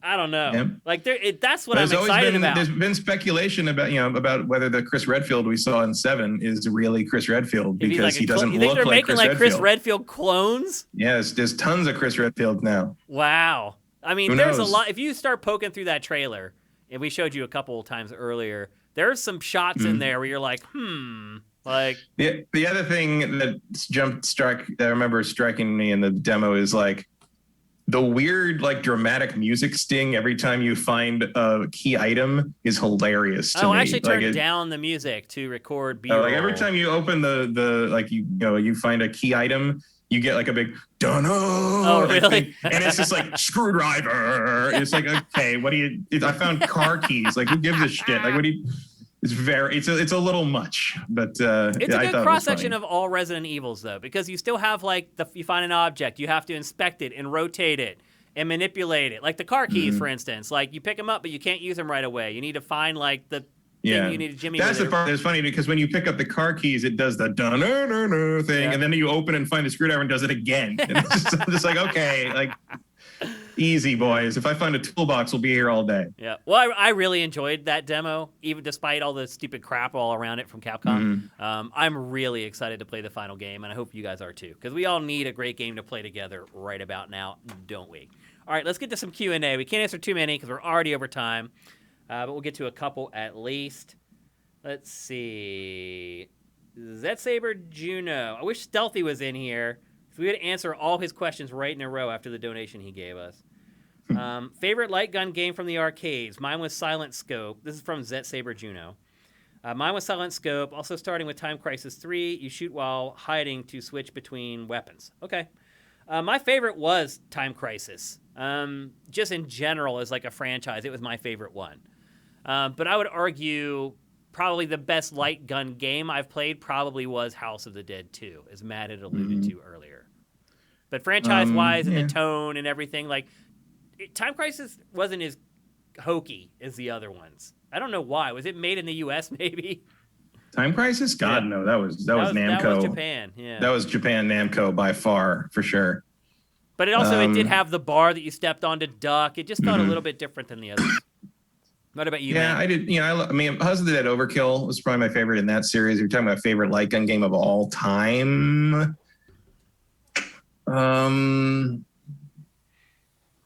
God, it might be Alien 3. Oh. With the giant pulse rifles. Oh, yeah. I forgot about that. And the other one I played. That made me tired to play though. That's the other thing about light gun games. After a while, your arm starts to get tired from like holding the gun out. Yeah. That one was on a tripod. Like it was on the machine. Like you tilted it up and down. And then the other one, like, I don't know if it's particularly good, but I played it a lot in part because the girl I was dating at the time loved it. Revolution X, where you fought. That was the one with Aerosmith in it. I definitely don't remember it then. You had to fight like tyrannical, like oppressive censorship, like goons who were like forcing all the kids to go to school and shit. And I remember now. You had to shoot with the thing, and then your grenade thing was you shot CDs and blew stuff up, and then everybody had all the Aerosmith guys had little like video clips and stuff, and I just remember Steve Tyler very seriously looking at me and going like, "Music is the weapon." You know what else is good, Matt? And it's not even that old. That Jurassic Park one where you're in like the Jeep or whatever. In the Jeep. Yeah, that's intense, dude. Those dinosaurs like come right up in your grill. You're like, whoa! Yeah. Like that's the Silent Hill one was pretty good. The one that was made a few years ago. I never played it. It costs a lot of money, but like you basically go in and sit on the thing, and like you got to go. It's like decisions you got to make, and like you got to make choices in places, and it's really hard. I never got very far in it, but it was impressive. It was one of those things like, yeah, if you ever made these things for home use, I would probably buy these. But if you ever get a chance to, if you ever see one of the Silent Hill machines somewhere, I recommend trying it. It's probably the last interesting Silent Hill game you're ever going to play. Next one from a bunch of jerks. Shane, have you ever considered setting up a crypto wallet to accept Bitcoin donations? I'll send you $10 in Bitcoin if you do. I had not considered that, but now I will. If you can, I guess $10 is like 0.00001 Bitcoin. Because Bitcoin's so expensive right now. Not a lot of Bitcoin there. Yeah, it's crazy how it's exploded over the last like half a year, really. It's gone from like $6,000 to like $56,000 very quickly. I'll look into that, actually. It may not be that hard to set up. Or if at the very least, maybe we can set up our donate page at sifted.net/donate to accept Bitcoin. That might be the easier route to go. But anyway, I'll look into it. And thank you for offering to give us $10. That's awesome, man. ETH Demon, what game or games have you seen people pick up in the pandemic to surprise you? For me, seeing tons of people playing Final Fantasy 14. I mean, Animal Crossing to me, I mean, that's the obvious one. Like, people that I know that had never played games, got a Switch, got Animal Crossing, and then they're like texting me, asking me for tips, and I'm like, I hate that game. And they're like, what? They're like, I got this because I thought I could play along with you. And I'm like, I don't like Animal Crossing. Like, it is funny how people think that, like, hardcore gamers just like everything. So they think if they buy something, you've beaten it, you can tell them how to beat every part of it. You have all the pro, like, codes and, like, secrets about the game. It's like, no, we have taste, too, and we have things that we prefer like everybody else, things that we like and that we don't like. So it's definitely Animal Crossing. Like, even, like, dudes that I know that were, like, grizzled, like, people I played football with or whatever, like, they're playing Animal Crossing. So it just became a phenomenon that just kind of transcended all social groups, really. So I think that was the biggest surprise for me, even though it does make sense in a lot of ways. What about you, Matt? I mean, I guess sort of that. I think addition to that, I guess, is the number of people I know who are trying to recapture the Animal Crossing experience by playing the new Harvest Moon and Story of Seasons games. Like people that I know have never played those series before, but they're like, oh, this looks kind of like Animal Crossing. I'm going to play this. And I was like, okay. Like, that's like, and a couple of them were like, oh, it wasn't too good. I'm like, play Stardew Valley. That's Stardew Valley is what you want. Yeah, I guess that. Yeah, I know a couple of people that did play Last of Us 2 that I wouldn't have expected to play Last of Us 2, except they were stuck inside and had nothing else to do. Yeah. Like back home, there were a lot of people like, oh my God, I didn't know video games were like this. I'm like, yeah, they're not. Like most of them are. Most of them are not like that. You played a really high level one there. That's the way to do it, though. If you're gonna be one of those people that just pick up a few games, you need people like us to tell them which ones. JM Rain, thank you for all the gift subs to our awesome audience here on Twitch. Derek D111, thank you for Twitch Prime. See if I missed any other ones here. I wish we could answer more questions, but we're already over. 3 weeks in a row, this show has been 3 hours plus. This is all on me. It's my fault. I'm not moving the conversations along far enough. Apparently I'm a little off my game. I don't know why. But I wish we could answer more questions. There are a bunch in here, but we do need to go. Otherwise, I'm going to spend the next 2 days rendering this episode of GameFace. So anyway, that's it for GameFace episode 252. If you're listening to this show out on the wilds of the internet, we're everywhere, by the way. We are on Spotify. We are on iHeartRadio. We are on Apple Podcasts. We are on Google Podcasts. Where else? Stitcher. We're everywhere. If you're listening to the show on any of those places and you want to support us, and we do need the support, by the way, head to patreon.com/sifted. If you want to watch the show live, we're here every Tuesday at 1 p.m. Pacific, 4 p.m. Eastern at twitch.tv/siftedgames. If you watch the show on YouTube, first of all, like, subscribe, ring the bell. I think that's what you're supposed to do. And also, if you can't afford to contribute, there are instructions below on how to give us a free $2.50 a month using Twitch Prime. Also, if you're Watch Pactor Factory, you know all about that. It makes a big difference for us, and we really kind of rely on it to make ends meet here. So I'm Shane Satterfield. You can find me on Twitter at Dinfire. Matt Kyle is my co-host. You can find him on Twitter at MKyle. And again, if you can't afford to support us in any way, you just want to know when the show goes up for free on YouTube or when it goes live on any of those free podcast networks that we're on, follow Sifted on Twitter at Sifted Games. So on behalf of Matt, I'm Shane. We'll see you next week. GameFace is up and out.